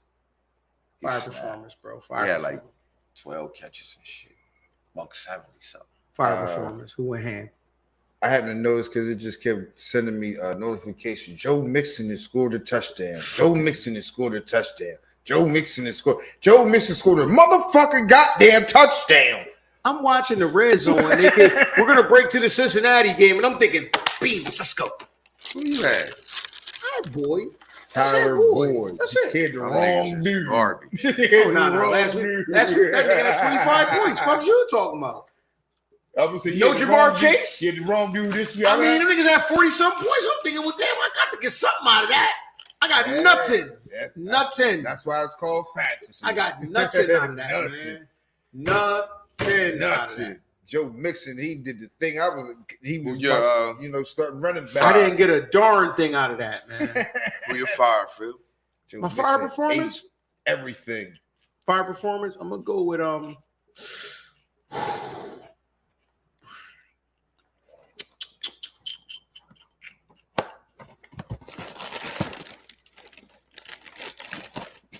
gonna go with the Patriots defense. Patriots defense. Against the Colts? Yeah, did what they was fucking supposed to do. Beat the shit out of them boys. That's what you're supposed to do. That's what you're supposed to do. I guess. I mean, it gotta be a fucking brain surgery pick every week. I mean, I think that was a fire performance. They did what they were supposed to do. TJ Hawkinson did work against us too. TJ Hawkinson came in with like 9 catches, like 90 yards too. On the first game. Yeah. Go on the first game. They escaped with one. They got one. They got one. All right, my ice is Josh Allen. Josh Allen, ice performance. Yeah. Throw too many fucking picks. Too many picks. Shout out to Sauce too. He held Stephon Diggs to a respectable performance. He didn't let Stephon Diggs go crazy. Stephon Diggs got him first, like early in the game. But Stephon Diggs didn't have no game-changing plays. No game-changing plays. None. No game-changing plays. And Justin Fields, I predicted the fire performance. That's the first time I'm ever going to give a fire performance in the L. Okay. Fire performance. Four total tutties? Yeah. It went crazy. Okay. It went crazy. He went crazy. Only because I'm rooting for Justin Fields. Don't really matter who the fuck they play. I'm rooting for Justin Fields. Cool. I'm rooting for Justin Fields. So, question for you. So we had a big development this weekend. Jeff Saturday was I was about to say a very inappropriate statement. I was going to say promoted to head coach. Jeff Saturday was gifted the head coach position of the Indianapolis Colts. Thoughts? I'm not sure. You know what, man? I mean, even though I'm a proponent of Rooney Rule, the one thing I always said, man, I was like, man, you go out, let them people do that, whatever they trying to do. Because when I get the motherfucking chance to do the same shit, I'm going to do the same shit that they doing. You know what I'm saying? You're going to look around like, it's Wakanda in this motherfucker. Yeah. You know what I'm saying? Yeah. You know what I'm saying? Yeah. You know, the hiring process, yeah, it was a little loose. You know what I'm saying? Right. You know what I'm saying? You know, if I fuck with you, you might get a job around here. So I might be doing the same thing. But with that being said, Jeff Saturday said himself, yeah, I was kind of shocked. I was kind of shocked myself when he said, yo, you want to be head coach. I mean, and what people don't understand is, like I'm saying, Jeff Saturday is standing where he's standing at. You might as well say if Jim Irsay asked you to be the fucking head coach. I mean it, Ice Man. I fucking mean it. I give you the motherfucking keys right now to the Indianapolis coach. Would you take it? Hell yeah. Hell yeah. Hell yeah. I would. Fuck it. I mean, I know that people be mad. Like, who the fuck is this dude? Man, he asked me. And I'm going to do it. I might fuck it up, but he asked me to do it. Yeah. He asked me. I mean, hey, coaching job? Like, you know you ain't over your head. He don't know that. I mean, what the fuck? I'm supposed to turn it down? Yeah, especially about Dwayne. No, that's my man's. Okay. That's different. I don't know. That's my man's. I don't know. The way, see, this where the bullshit come into. This why you can't, this why you gotta be for self. On some real shit. This where the bullshit come in. These motherfuckers talk all this fraternity football shit and all that shit. And if you was a stand-up nigga, you know what I'm saying? You would have been like, nah, I ain't even qualified for this job. You was a whole. They already said you was a consultant with the team. Mm-hmm. Nah, I ain't qualified for this job. But such and such. You already got my ear. You want me to have a fucking job. Mm-hmm. Like, motherfuckers is for self. You know what I'm saying? Yeah. All this talk about, motherfuckers should do this, the coaches and all that. Nah. Football is an individual sport. An individual sport. Yeah. It's no team in football. There's no team in football. You're a corporation of you. There's no team in football. You know what I'm saying? And that just showed you. You know what I'm saying? And then you get there and he promote the quarterback coach to offensive coordinator. And he ain't never called no plays. So, like, you just feel like, yo, fuck everybody that was there because they was still there. Like, come on, man. Like bullshit. Yeah, that's the bullshit. Yeah. You know what I'm saying? Because you could have been on some real shit if you care about last motherfucker say. Because you was just on like NFL prime time or what is it, NFL game day, talking that whole, you know. Yeah, you was one of the ones. Yeah, the NFL need more majority coaches, head coaches. Yeah, such and such. Yeah, you know what I mean? Like, yeah, the Rooney Rule, should. Son called you? Right. And your true color showed. And your true color showed. Right. Real life. Right now? Real life happened. Yup, your true color showed. Real life happened. And that's and to be fair to Jeff Saturday, he was like, man, I ain't even really know dude was really serious. He was like, yo, it wasn't even really an interview. He said, man, we talked a little bit, and then he asked me, did I want the job? It wasn't an interview to you. It was an interview to him. It was like, yo, we talked a little bit, and he asked me, did I want the job? I was like, and he got the job as long as he won. He already talking about. I'm here to change the culture. Like, whoa. He's like, man, he said, bet your money. He said, he told him to bet on him. He talking crazy. He said, bet on him. But he talking big. He said, man, bet on him. What fucked me up? Yo, I wish I could have caught it earlier, man. But Jim Irsay said some words. I was like, I never heard these words attached with football ever before. When he was talking about, you know, one of the reporters asked him, you know, why did he feel like he wanted to, you know, why did he feel like Jeff Saturday was qualified enough or whatever? He was like, look, I don't know football, you know, like he knows football, and I know he knows football. I know how to build teams, and I build winning teams, and we win in the upper quadrant. Keep talking about that shit. Man. I was like, it's the same thing I said. Like, what the fuck? I was I'm talking about you. That's how you keep talking about the upper quadrant. Yeah. This is what that's advanced analytics, man. Like that's advanced analytics, bro. I've never heard these words before attached with football. I was like, what is this guy talking about, man? I was like, are those the words you say to justify, man? Just go ahead and say, man, fuck it, it's my team. I mean, you might as well. You know, yeah. Bro. That's essentially what he said. Yeah. I got this. Look, this is advanced analytics. We're here.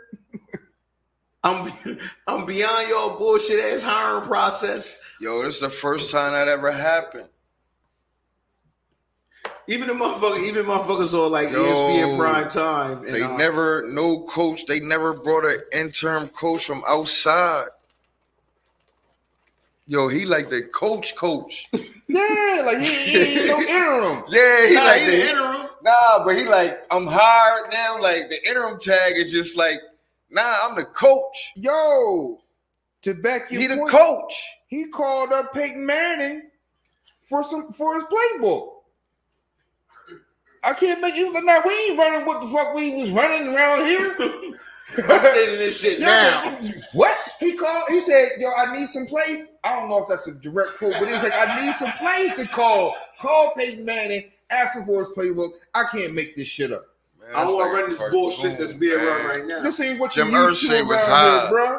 He back on them blues. Yeah, man, them 30s, man. He back on them blues, man. Come on, man, get it together, man.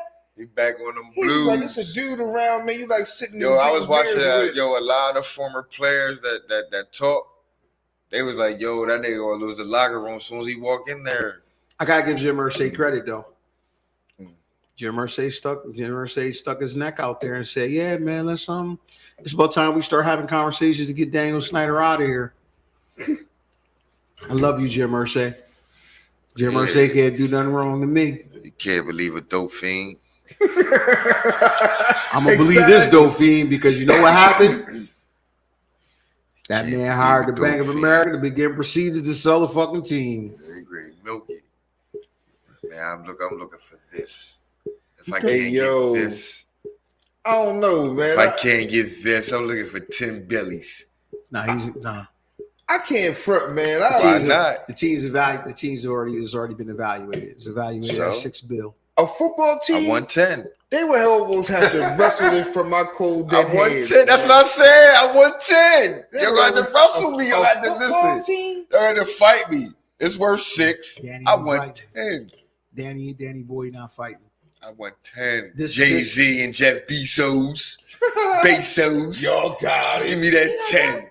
Jeff got that dough though. He don't need that. Jeff got that Give me that 10. He done made a lot of money off that Hebrews the Negroes for the past like a week and a half.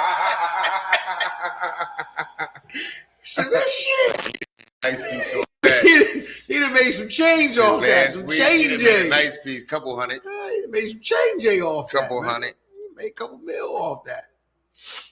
Hey, shit. That kind of money off of it, but hey, man, listen. Yeah, Danny's selling the team. I'm happy. I don't know if you can see it on my face. I'm a little wasted right now, but if you can see listen, there is joy on my face. I'm happy as a motherfucker. Yup. I'm happy as shit. Yup. Sell that motherfucker, Danny. Sell that motherfucker fast too. What's up? The Amazon? Gonna be the Amazon Hebrew the Negroes. The Amazon Stadium. The fulfillment center. It's gonna be the fulfillment center. Fulfillment center. Now the parking. Now the Commodores endorsing. Come on. It's gonna be the fulfillment center. Y'all gonna be if it's called the Amazon joint, y'all endorsing. I said the fulfillment center. You're not listening to me, man. You're not walking with me. I said the fulfillment center.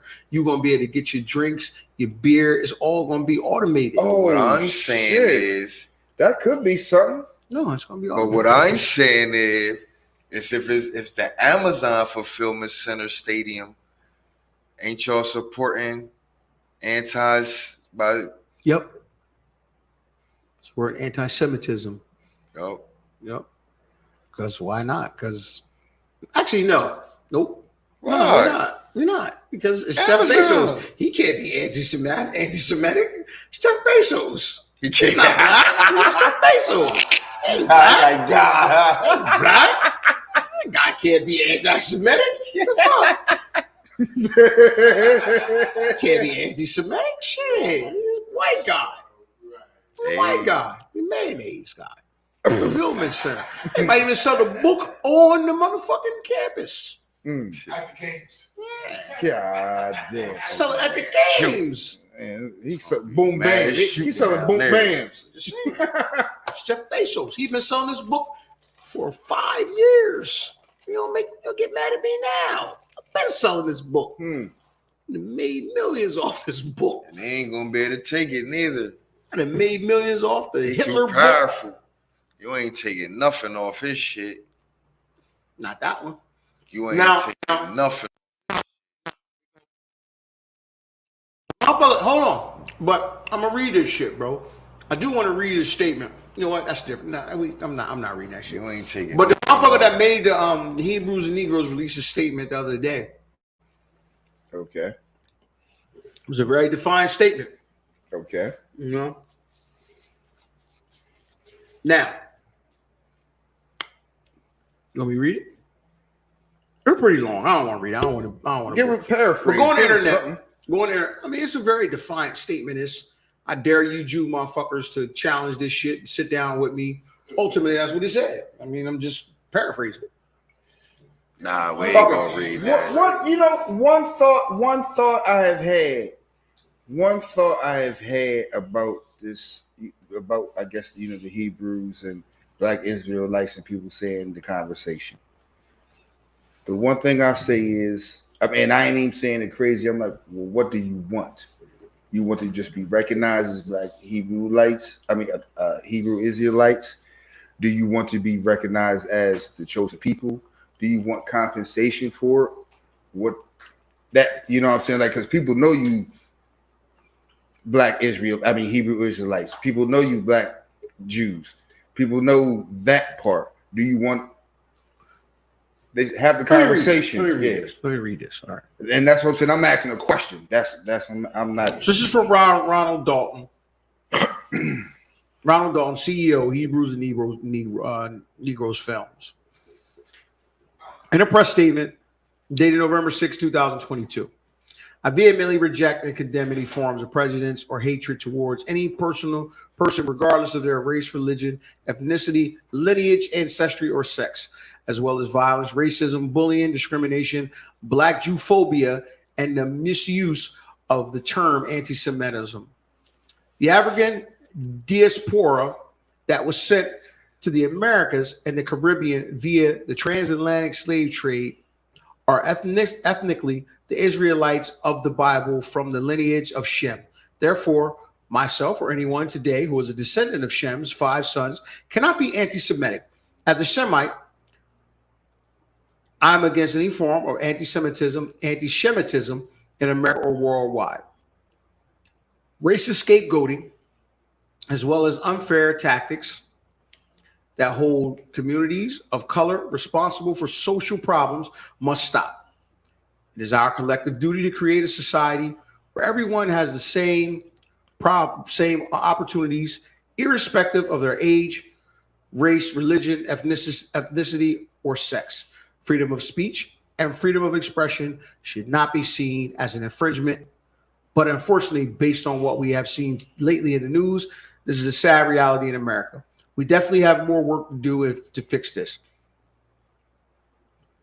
The Israelites were dedicated to collaborating with all groups to make it possible for people from all backgrounds to watch the documentary Hebrews and Negroes. Wake Up Black America. Just as one might watch the 1977 Roots TV miniseries, which is shown annually every February during Black History Month. The mass media relies on promoting exclusivity, stroking fear, and assigning blame to those that go against their narratives. Everyone should be free to approach their past without worrying that they will be singled out, vilified, or bullied. I implore everyone to take the time to read my books, watch my movie documentaries, then fact check everything so that we all can have a full understanding of the true history of Black people in the diaspora, which is now being told from a different perspective, using the study of history, theology, geography, cartography, biology, craniology, odontology, genetics, linguistics, archaeology, anthropology, and more. I provide the evidence to substantiate that the information in my visual literary work is indeed factual. Hopefully, after all of this is done, we can begin to forge a nation founded on our complete history. I pray that we're able to continue to bring people together of all backgrounds to embrace historical events and facts that are detrimental to the progression of our society as a whole. Signed, Robert Dalton Jr., CEO, Hebrews to Negroes Films.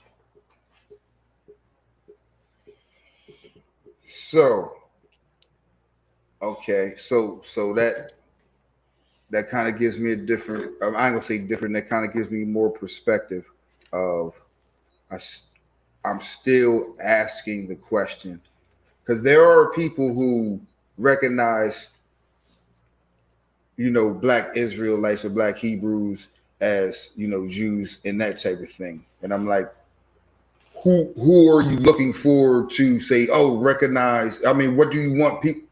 Who are the people you want to recognize you as that? What do you want from those people? Because I'm saying it's people out here that I ain't gonna say it's a lot of people, but it's people out here that recognize you, your background, your history, and give you that. After that, it's like, let's have a conversation. It's like, okay, well, what's the conversation? You said you claim that. I've give you that. What's next? That's the part I'm asking, and it was like, and it's still like, And I'm asking, I'm not trying to be flippant or anything. I'm asking like, well, what you want? You know what I'm saying? you know, so what you want? You just want to be recognized as that? Okay, no problem. Is that it? That can't be it. You say all these things just to be recognized, or what? I mean, because like I said, there are people like Kyrie is who he is. Hebrew Israelite. He's recognized as that. What else are you asking for? And I ain't saying this in any crazy ways. I'm just like, okay, well, what else you want? You know, there's people who's Muslims. They're like, well, I'm a Muslim. All right, well, what else you want? I need you to respect my 5 times a lot. Is that what else you want? You know what I'm saying? Like, and that's I'm really asking that question because I never hear like, well, what they want. It ain't about what they want. Sometimes it's that. Let me get this potion. And you know what I'm saying? Sometimes it's that. Oh, shut up.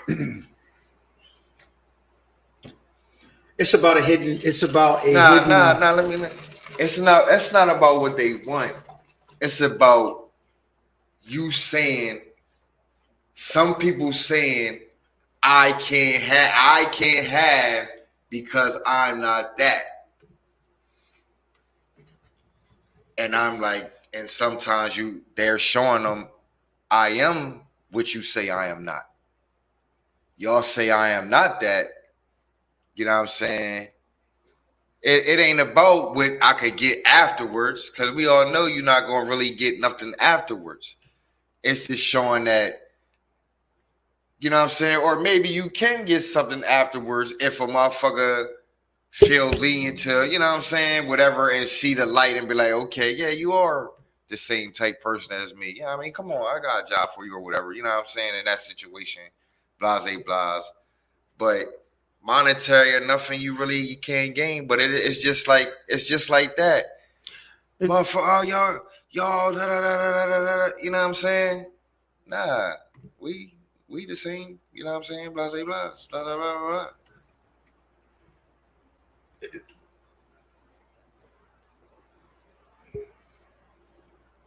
It seems like it's more of a uncovering of a part of history that may have been hidden or altered, and revealing that from the standpoint of, listen, you know, we've gone through a lot. This is our heritage, and it's more than you think. Whatever comes of it, but our heritage is much more than we even know. So with that being said, cue up some NBA music, bro. Let's get to some round ball. Shout out to Kyrie Irving, baby, my boy. Shout out to my boy. Let's get it. Shout out to my boy. Uncle Drew. Uncle Drew got one more game, hopefully. Uncle Drew might. Bro might retire, man. After this year, I'll be out. Yeah, I think after this year, he's going to retire that shit after this year. Appreciate Kevin Durant not shitting on him. Terribly. Kevin Durant was like, man, I didn't want to play basketball. But that's something I respect it. But that's something because I know a couple of people within that space, and I ain't saying it wrong either. I just never really, it really just came to me, you know, just recently. That's good. You know, with all of this, it's like, man, okay, well, all right. That's good, Fresco. So listen, we a good, what, 2 weeks in, 3 weeks in? Mm-hmm. Is that enough to really talk some talk, or is niggas who they are right now, or is it just a little too early? It's always, man, look, if it's ball, are you are who you are right now, or is it a little too early? You are who you are whenever you're playing. I still think it's early, but you can go by, you know what I'm saying, what it is. Let's talk but that rookie I still shit think now. it's still Let's early. talk that rookie shit. The rookie rookie impact. Who you got? Who your rookies standout rookies, man? Who your ladder? Who you like? That nigga's terrible. That nigga's alright. That nigga's a star. Paolo looking good. I ain't seen too much of your guy. Don't worry about it. Ain't much to see. Well, that's why. I guess that's why. Because I haven't seen. You know what I mean? I just ain't that. That's what I meant by I ain't been seeing no. But who else? If okay, and I give my thoughts on it. Go ahead. Who else, man? Looking nice, rookie. Who else? I like the Pacers ball. Ben Mathurin. Yeah, Ben. Locked and loaded. Gunner too. Yeah, Gunner, yo. He don't give a fuck about y'all. He don't give a fuck. Locked and none of loaded. those other niggas. Locked and loaded. Take that shit. Nigga, I'm coming on. Ivy looking all right. He look all right. He look like a player. Y'all was telling me about him. I wasn't as sold on him. No, you wasn't. I was waiting until about mid-November to skewer you. He's been showing a little bit better. Fucking with you. But I was gonna skewer you though, because you threw Young Boy in the fucking swamp. You was like, that motherfucker, he ain't gonna do that's that. Yeah. Paulo. He looking good as advertised. I guess. I don't know. Who you think? Who got you? You got your eye on? Who's standing out to you? He's not a rookie, but Rookie, man. I don't know, man. It hasn't been too many rookies standing out to me. You know what I'm saying? Paolo. I've been looking at the guy. You know what I'm saying? Ivy player been playing a little bit better than I thought. Well, a lot of the younger players have been playing pretty much like I've been thinking they've been playing. A lot of them haven't been getting times. A lot of them hurt. It's really hasn't been any except maybe like 3 or 4 guys. That young motherfucker in Portland. That's who I was going to talk about. Sharp. Yeah, he nice too. That motherfucker is created in a lab. What the fuck? That nigga. That nigga gonna be crazy. Yo, what the fuck is on this nigga? Yo, he on roids, man. Okay, now that's the point. That young nigga's on roids, man. I was gonna say, I kind of like he's on roids, man. I forgot about him too. I seen him the other night go at 2 niggas. I mean, go at him. Like, he's terrible. Those are just flashes. You know, and that's I'm what like, but God, like, yo, this nigga only 17. Like, yo, he went at them niggas. Like, yo, like he was in the park. I mean, tapped the glass. Yo, I said, yo, he tapped it on. Why said he tapped it? Look. I'm gonna use a football analogy. He might be 2 years away from being 2 years away, but damn, when he like, get it, yo, sheesh. Went at niggas. I see, yo, all right. Who done that thing up, man? Who doesn't? I mean, just like nigga, what the fuck? I'm gonna say Jordan Poole was. Niggas thought Jordan Poole was the next coming. He's a regular nigga. He's a regular guy. Man. I seen this coming. He's a regular guy, man. You just can't be punching motherfuckers in the face and just think. You know what else I got? I'm gonna save that for later. Punched in the face. Oh, yeah, he might have punched the secret sauce out of that man. This happens all the time. Man, you can't be having this think you're gonna be trying to win something. Who ain't having a seal? Who ain't looking right, man? Who out there looking? Shit, obvious. I know a team that's looking right. I ain't seen it talking coming. about people. It's obvious. Oh well, I like the what boy I see. is sticking the gym up. Who? The king. He doing this. He putting up numbers, but the king. Hold on. The king shooting like 35% for the field. The king shooting like 25% from 3. He trying to chase down Kareem, man. Yo, this nigga. Yo, every week, man, we're gonna be getting like Stephen A. and skipping them, man. Nah, I'm just saying. God damn, bro. Every week we can't it was Russ' fault. Like, god damn, bro. Hey, man. He solidified already. Okay, cool. I ain't forget about none of that. When he exempt from He getting these jokes. This record. Is he exempt from getting these jokes? Nah, but I'm trying. Fuck that nigga. Fuck you mean? You're not exempt from getting these jokes. Nigga, when you ain't exempt, fuck you mean? I just know the man, he can't carry a team no more. That's for damn sure. Hell no. AD, this is your time. You're supposed to be doing it. I'm sorry, what? That nigga I garbage. didn't say he is, but I'm just saying this AD is supposed to be your time, man. It's supposed to be you running this. I mean, not saying running the show, but you're supposed to be They the got man. the actual Pat Bev on that team. Pat Bev said, That shit was- Pat shit was a Bev bust. said, peep this. Pat Bev said, Pat Bev didn't bring Pat Bev to LA for Pat Bev to not win. Like, did Pat Bev just go like third? I think it went like fourth. I think it went like fourth person. Yeah, he said, Nigga, you can't go fourth person. Pat Bev didn't bring Pat Bev to LA to not go. To not take. Shout out to Pat the Bev Suns. the Shout out to the playoffs. Suns. I thought the Suns would be a bottom 4 playoff team in the West, but they holding strong. Shout out to the Suns though. Gotta give it to them. The Suns? Yeah, shout out to the Suns. Yeah, they just lost Shout to out my to boys Dame. Shout out last to night Dame or and the 2 nights Blazers. ago. Embiid back in. Yeah, he is. Shout out to Dame and the put down Blazers. 33 and 10 that night. Dame and the Blazers doing work. Shout out to Luka the Don. Luka the Don is doing his thing. He Luka gonna the choke Don in is the playoffs. gonna choke. I believe so too. Which leads me to my next argument. So Okay. these motherfuckers, man, like motherfuckers like him, John Morant, Giannis, with that high usage rate, man. Can these motherfuckers hold up? Yeah. They can hold up.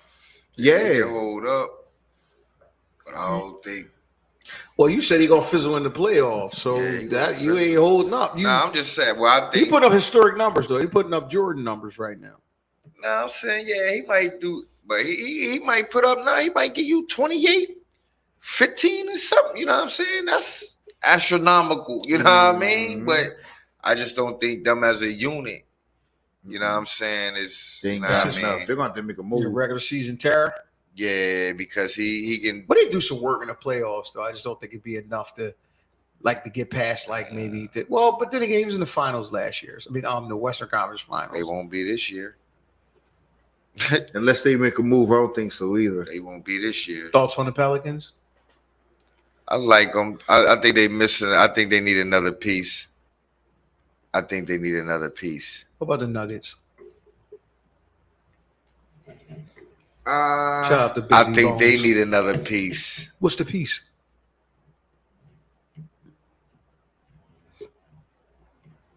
I think they need a wing player. Nah, they needed two. Can you move Jamal Murray to the 2 and play Busy Bones at the 1? You can. I don't know. Shout out to Busy Bones. 302's on. I think I want to get rid of. They want to move Jamal Murray to the 2. I think I want to get rid of Jamal Murray. I think they want Jamal Murray at the 1. That's better to pick and roll with Jokic. You know what I'm saying? I think they want him at the 1. But I don't know, that team hard to figure out. This is a lot. It's just a bunch of niggas on that and team. they all good. Like I can't even front. You know what I'm saying? Michael Porter Jr. back doing his thing. Nah, just all them niggas kind of nice still. You know what I'm saying? I thought what's the name went to the other night. The boy from the Nets had went to the Bruce Brown. He went to they start for them. He caught the fly pairs for Busy. Like, oh shit, okay. Yeah, you know what I'm saying. So that's what Bruce Brown is. Like, like you know what I mean. Like, damn, like yo. He got out of that shit real fast. Yeah, so you know what I mean? They got, you know what I mean? Caldwell Pope ain't no, he gonna play. You know what I'm saying? Niggas, I think they missing like a solidified 2. Not nobody that's, you ain't really gotta have nobody that's gangbusters because you got Jamal Murray at the 1 and you got Jokic and Porter and you just need somebody that's. You know what? I think they need a banger. They need, because Jokic need to be a little freer. He needs to be, you know what I'm saying, so he can move around, you know, and be the If Joker. you get a banger, ain't you clogging the lane up, man? For who? A banger? You know what I'm saying? Well, I ain't gonna say Jokic get all his points from? A front court player. Put a front court Joker player. pump fake a nigga from the 3, do his little That's 2 where dribbles. Jokic get all his points from. He probably shoot 2 threes a game. Yeah, but I'm saying it, but their team is, they like you said, a lot of players. I wouldn't get another guard. I was thinking wing player, but I was like, nah, I would go with another front court, probably big man. That's what it nah, man. That's what it is. They don't got no stud wingman. You can't win if it ain't Giannis. Giannis do everything a wingman do. You need a stud wingman. They don't got of stud wingman. They don't got no stud wingman. Jamal Murray was on his way to be a stud, but the 2-year injury fucked him up. Let me ask you a question. Eastern Conference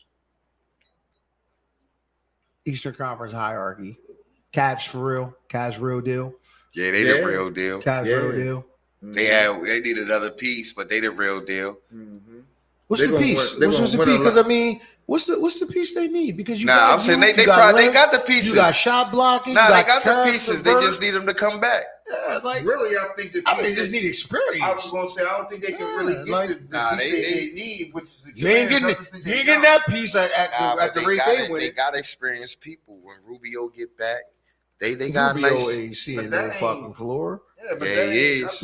Rubio he is. He wants off the the floor. bench, probably. Rubio, he definitely off the bench because that nigga. Yeah, that's what. That's getting a solid 10 minutes a game, man. And that's 10 minutes that we ain't going. The third string nigga would have turned it over 2 times, 3 times, and he ain't turn it over and do nothing. Kept us. We still win. We still up by 15, or we ain't down by 30 because he. You know what I mean? Kevin Love. How do you feel about the Celtics? Kevin Love had 28 the other night. How ironic is that, right? Like they left Kevin Love in Cleveland and Kevin Love balling. They still got the other bull that motherfuckers don't talk about. That Cedi Osman? Yeah. Cedi Osman? You know what I'm saying? I got you.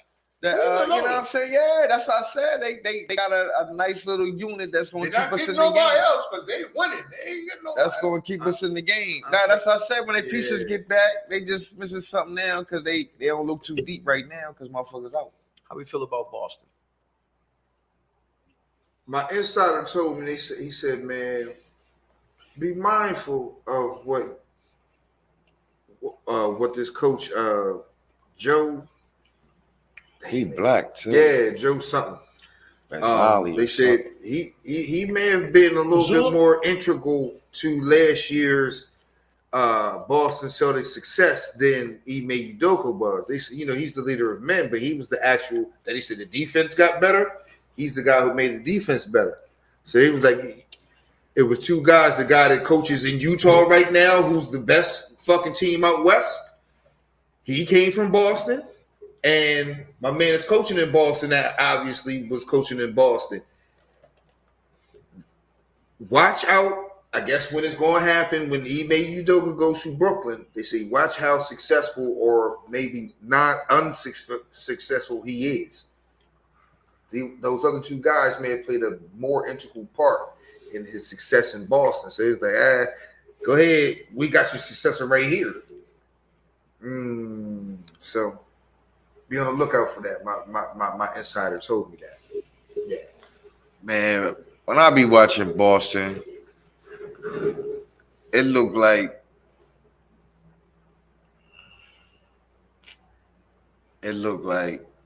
that coach got too many pieces. And he ain't, I don't know if it's early. It's still early. Give him that. But he got a lot of pieces, and they don't be looking right, fitting together on the court sometimes. You know what I'm saying? Because I look up there, it'd be Derek White, Marcus Smart. What's the boy they just got? Brogdon. Yeah, Brogdon with Tatum and Al Horford. You know what I'm saying? Then it's just it'd be crazy looking. There's a lot of pieces out there. I don't know if they get the rotations, you know what I'm saying, and get them together. I don't know. They could be dangerous, man, because they got a lot. They got a lot, but I don't know. I don't know if they are going to be there at the end. Because of they have a lot of pieces. Because of, is it because they got a lot of pieces, or because is there another team? Nah. I'm talking about everybody on that team. I don't think all of them gonna be there. Okay. Oh, you think the roster appears a shakedown on the roster? Yeah. Okay. Yeah, I think the roster, because you got Derek White, Brogdon, Smart, Tatum, Peyton Brown, Pritchard. It looked like Pritchard the specialist. Yeah, that's typically how it works. Yeah, so he in the cutty for a little bit, you know what I mean? He last on the trading block. If we can hold out, like, man, we gonna hire him. Go ahead, hire him. If they don't ask, we ain't got to show him. You know what I'm saying? If they don't ask, we don't got to show him. But he's a specialist. Anybody else probably on the table besides Tatum? Anybody else? Horford, Brown, Brogdon, Derek White, Marcus Smart. Yeah. For a nice piece. For a nice piece. Only one ain't on the block is Tatum. Anybody else can go for a nice piece. I just want to give a random shout out to my new bowl, son. Whoa. You proven you can play, son. I heard that. You can play. You proven you can play. Man, we knew Bo could play. Bo is proving he can play. We do Bo. That team needs some guards, bad as shit. But it's crazy, like the NBA wild though. Like Denver don't think they could have used Bo though. He could have log jam. Nah, log jam, man. But that's something like, yo, he couldn't play behind. He couldn't play behind Aaron Gordon and Jokic. No. Why? Because he didn't. They had that nigga for 3 years. Shit. That nigga for like 6 years. Yeah, that nigga was at every. That nigga in Orlando snapping. I was like, how you be at every? He was like, yeah, every summer league. Like, yo, no, he like 5th year in the league. He the summer league. The fuck, yo. Yeah, that's what I'm saying. Like, don't he in Orlando snapping. Yo, but that's what I used to say that. I was like, yo, it's so crazy that they won't play, but they won't let him go. They let him go. He playing right now. They finally had to let him go. He playing right now. You know what I'm saying? Like, yo, they put him in the game or nothing. Listen to this lineup for Orlando Magic that I saw on the floor the other day. Shit is wild as a motherfucker. Jalen Suggs, right? Franz Wagner at 6'10". Paolo Banchero 6'10". Wendell Carter 6'10". Bo 7'4". I mean 3 or 2 or what? He's footer, the footer nigga. They sub in. They had hold on. They subbed in Mo Bamba. For who? They long. They just don't got no guards. Them young niggas long. At all. What, you don't like Cole? Nah, Cole hurt and he stinks. He ain't that good. You don't like Suggs? Yo, I don't like Suggs. Nah, I don't. Like he had that one. He had that one. Cole or Suggs? Give me Cole. Cole. Man, you're asking me to. You're not giving me much of a choice there. Well, I'm asking you, trash or recyclable? It's a regular trash or recyclable. Game changer. Dog, Paolo bringing the ball up. Franz Wagner bringing the ball up. Like Franz Wagner. Yeah, Franz Wagner. Tough though. Wagner, that's how it should be. Don't run with that quote. Like, oh, you said Franz Wagner, the MVP. Franz Wagner giving out work down there. I'll be saying it. They don't have. I forgot about Wendell Carter though. They need some. Wendell Carter steady 14 and 8. He's starting down there. I mean, it's I guess starting in Orlando's not really like a badge of honor. Yeah. But like that, it works with all of them young bigs they got. Like they doing well. It's just they got Terrence Ross running around, and when you give him a dunk or two, he good. But Nah, they need like Suggs had a good game the other night. Yeah, one He had like he just came back. Yeah, let's give him 2 weeks. Let's give him 2 weeks. Yeah, he had like let's give him 2 26. weeks. I don't believe in him. Let's give Son 2 weeks. Suggs? So listen, let me ask y'all a question. Low management, right? We come up in an era where motherfucker, you play 82 games, right? Different era. Gotta be smarter with your players. Is low management just a smart way to go about business? Or is it just some bitch ass method to protect some soft ass players? I don't know. See, here's an investment. Because like I said, I'm going to acknowledge that this is a business and the players are an investment. Well, if I own the team, it's an investment. But since I don't, you some soft bitch ass niggas. I was gonna say, well, it's a couple different perspectives you can come from. You'll be on different sides. Soft bitch ass niggas, man. So I only say that to say this, right? If I ain't hurt, I'm balling. Who's the most ridiculed player in the NBA due to injuries, right? Who's the most ridiculed player? Who would you say? Ridiculed? Who's the most ridiculed? Who's the punching bag for injuries in the league? Kyrie. He ain't no punching bag. No, that's what they love that nigga. Hey, they be like, yeah, Kyrie, shit. They love that nigga. What, Anthony Davis. Oh, Anthony Davis. Anthony Davis. Anthony Davis. I didn't think he was gonna get to him that fast. Anybody else? Joel Embiid. Yeah, every time he fall, nigga. I cuss the every time he falls. Literally, is that literally? Listen, man, my mom and my dad. Man, every time that nigga fall, that nigga like, oh, like get up off the floor. Yo, my mom be like, get out. Yo, I'm telling you, man, that's for him to be that big. I don't know who the most ridiculed, man. Who the most ridiculed, man? Why we ain't got no smoke for Kawhi Leonard though? That's what I'm saying. Nah, he don't be getting ridiculed. He don't get ridiculed for them injuries, man. Son, it's been a year and a half now. He don't get ridiculed. Like a couple games, yo, but it's crazy. That's my point. Listen, it's crazy because now you hear all the stories that come out about him. They was like, yo, even before he got hurt with us, he was the type of player like, yo, I ain't playing. You know what I'm saying? Yo, they was like he was that type of player. But Pop wasn't a factor. He wasn't a cog. So you know what I mean? But when he became a cog, like, ho, we can't be doing that now. My knee, coach. We can't be doing that now. Tony and Manu playing, man. We can't be doing that, man. Why we don't got that same fire for this thing? Dog, you've been gone for a year and a half. You come back this year.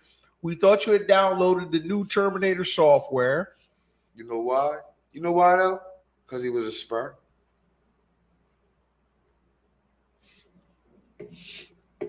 Explain that one to me. He that team he was raised on. Oh, okay. So that gave him that. That gave him that same image of those guys that he was raised with. So we don't assume that he's hurt for unfrivolous reasons. We just assume it's legitimate that he's hurt. Yup, because of his whole. You've been raised with. You know what I'm saying? It's how you was raised. It's how you was raised. He's definitely stealing money though, man. Yeah, he's stealing money. He hurt or none of that, man. But he's a world class thief, man. So you keep going up stealing. Man, matter of fact, he's not even stealing money. He's just. Man, he didn't even play in Toronto like that, though. Motherfuckers don't even remember that, though. Wow. They just happened to win the chip. He ain't play a lot of games. He has to play. Man, I'm gonna sit out. I'm gonna go ahead and sit out and chill. He plays the maximum amount of games he can play. Uncle Dennis? That's Man, a we ain't smooth playing, nigga. We ain't playing, man. Uncle Nah, Dennis you a good. smooth Tell him nigga. your knee hurt. Tell him your knee hurt. Listen, Neff. Tell him You your knee ain't got, hurt. man. Listen, you ain't got to do that bullshit, man. You gotta do that bullshit. Hey, listen, your Tell knee, him, man. Tell him your knee hurt, man. bro. That shit guaranteed, Neff. Huh. You signed the contract. You right on. Okay. You right on. Yeah, but that's why I'm like, yo, because like you said, yo, he don't get ridiculed. Niggas don't be like, oh, this nigga, like you like a Anthony Davis, Joel Fuck that Embiid. nigga. That nigga every time he fall. Well, Like, the crazy thing about Kawhi is it seemed like this one injury or this one knee, even though it's been both knees, this one knee has been a problem several times over several years. You know what I'm saying? Like this one knee, you know, so he just be out. It did start off as the knee though. When he first got hurt with us against Golden State, it was his fucking ankle. Yeah, and then it turned out. Then he came. That took like a year and a half. Yeah, that's what I'm saying. Like now, with you, whatever knee this is, you know what I'm saying. Now I'm like, yo, it's been like 5 years since one knee. That's what it seemed like to me. I knew that, you know. What I'm saying, He hurt both them knees in the recent time for the Clippers. He hurt both knees. Hey, okay, well, nah, you know what? I might have. Fuck, I sound like a motherfucking rolling. raccoon or something. The fuck was the nigga that closed that window? Motherfucker, what up in this joint? That was different. Oh, hey, you know, Area 51, man. You never know. It could have been That was alien. different. Oh, it could have been. So listen, last question of the night. Okay.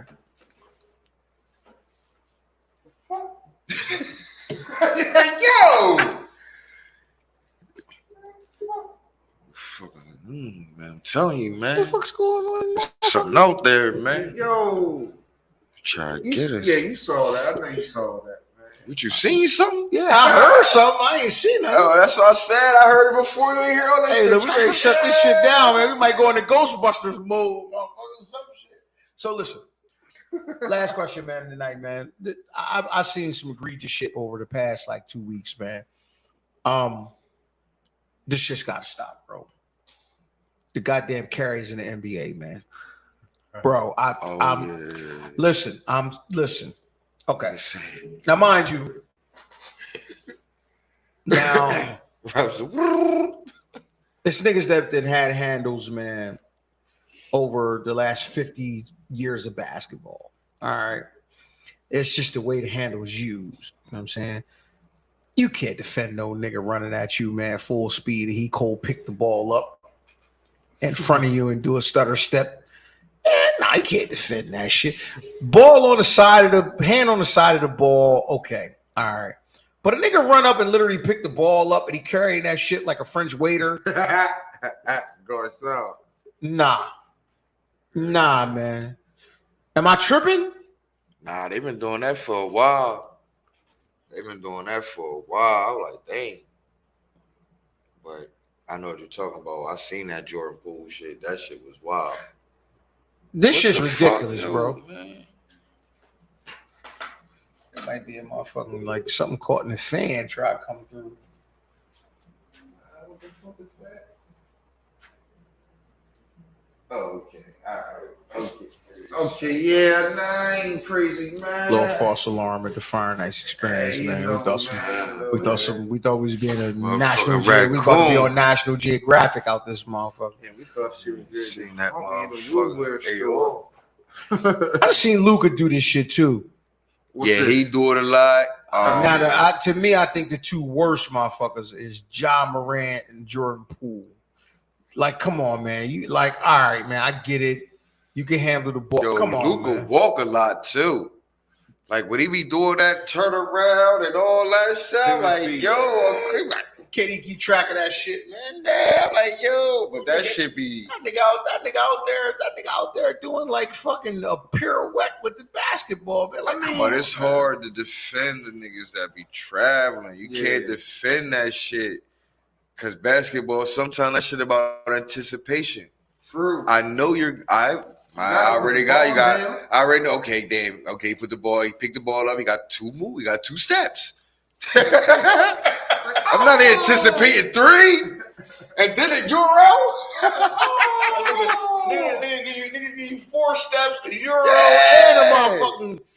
Now I look crazy because I didn't jump anticipating his second step, and he didn't went around me. Right, my mama in the stands, man. You just gonna do that like Come that? on, man. Like, nah, that shit bullshit. Like, yo. Oh, whistle, ref. It's a time and a place for that, man. Man, who carried too? What's the name? Carry a lot too. Brandon Ingram. He popped that shit a lot. Cause he fake like he great shoot it every time. And he catch it. That's and his he catch it, game. y'all. That's his. Ain't all these niggas with that hezzy, man. And he catch it every time. Yo, every time he catch that motherfucker. They be the niggas with the hezzy, man. Y'all. Niggas, come on, man. Y'all taking the hezzy too far, man. That's awesome heavy when you get to do that. Niggas even taking the hezzy and put it from one hand over to the other. Oh, ho. That's, man, what is it? Ho. Bro, that's carry. Yeah, that's, man, come on, man. Well, they can't defend that shit. Yeah, I'm telling you. Watch B.I. Watch it when he play. Every time, like. These niggas with the hezzy. The new wave hezzy, man, is Like, terrible, yo. man. These niggas is dog. Fake it, put it down, and take 4 big steps back. nigga be at the restricted area. Next thing you know, hit the 3-point line. Nah, nigga take 4 steps back. Boop, boop. I'm like, yo, there's no way you can stop that, James. And I'm 6'9". What?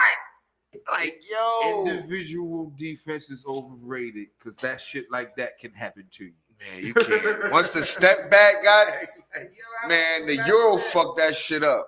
Yo, and I had to say, yo, Brad was the first nigga I ever seen do a Euros at. Doing Euro steps a long Yo, because I used to always snap, like, yo, you walk. You walk. Every time. Yo, you walk. He was doing the Euro step in Yeah, 90 y'all, he 92. was like, nah, that's a walk, nigga. He like, nah, you know he was over Germany and shit. What? Like, yo, like, nah, that's a walk. I used to snap. Well, man, I ain't walking, nigga. You garbage. That's a travel. B-Bad nigga said your Euro was trash. Yo, but when that he had a fucking, Euro in the 90s and shit. when that fucking jump, oh my God, when that got into the game, man, you can't D nobody. Yeah, that's just tough. Because niggas know how to fake it. Right there. Fake like they, yo, how a nigga gonna fake going backwards and you don't think he going backwards though? Like, yo, What? You can only go, he was going backwards. Like, that's a move. Going Nah, the nigga started going backwards. Yeah. The nigga now he going up. Nah. You know, he took a You jump picked that shit up. Yo, and that's crazy because that shit is actually, yo, in the letter of the law, that shit is 2 steps. Listen, man, let's get out of here, fellas, man. When you pick the ball up and you jump, if you do it right, that's 2 steps. Them niggas a pump fake and then take another step past you. That'd be the You bullshit. be like, man, what the man, that gotta be something. Step under you. The footwork, the footwork is beautiful. Like, they changed the game, man. They changed the game. Like, I wish I could walk too. James Harden, man. It's that hour, man. We appreciate y'all walking with the Fire Nights experience, man. It's time to Yes, get out of here. sir. Peace. Peace. Every week we try to bring y'all some Go home, eat exclusive, some of this good old Getty. beautiful, great content, This man. motherfucker Closing thoughts, Getty. Ice. Closing thoughts, bro. Man, listen, man. Thanks for walking with us, man, on this Tuesday, man. Coming from Studio 7. You know, like you said, studio needs, podcast needs. Get at me, man. 409-2666, man. Closing thoughts, bro. Yo, man, I had a fucking blast tonight, man.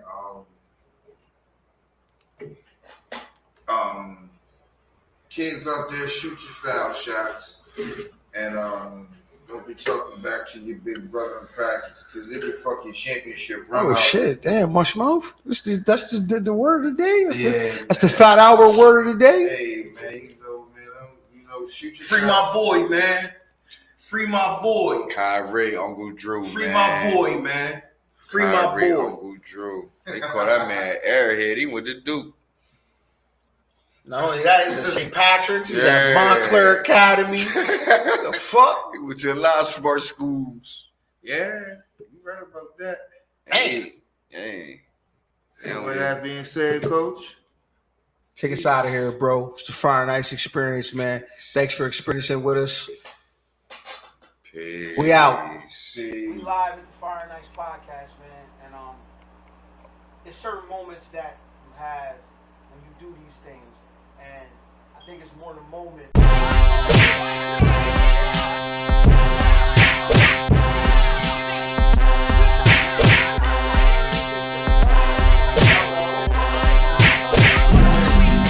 These guys came from Woodland, Delaware. Where was you from? Now, who's fighting right now? Who's fighting right now? Who's fighting right now? Who's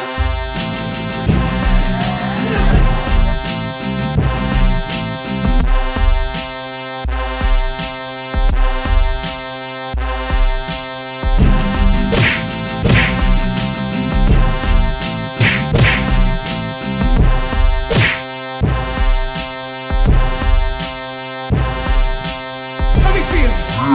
Let me see him. Let me see him. Let me see him. Listen, man, it's your boy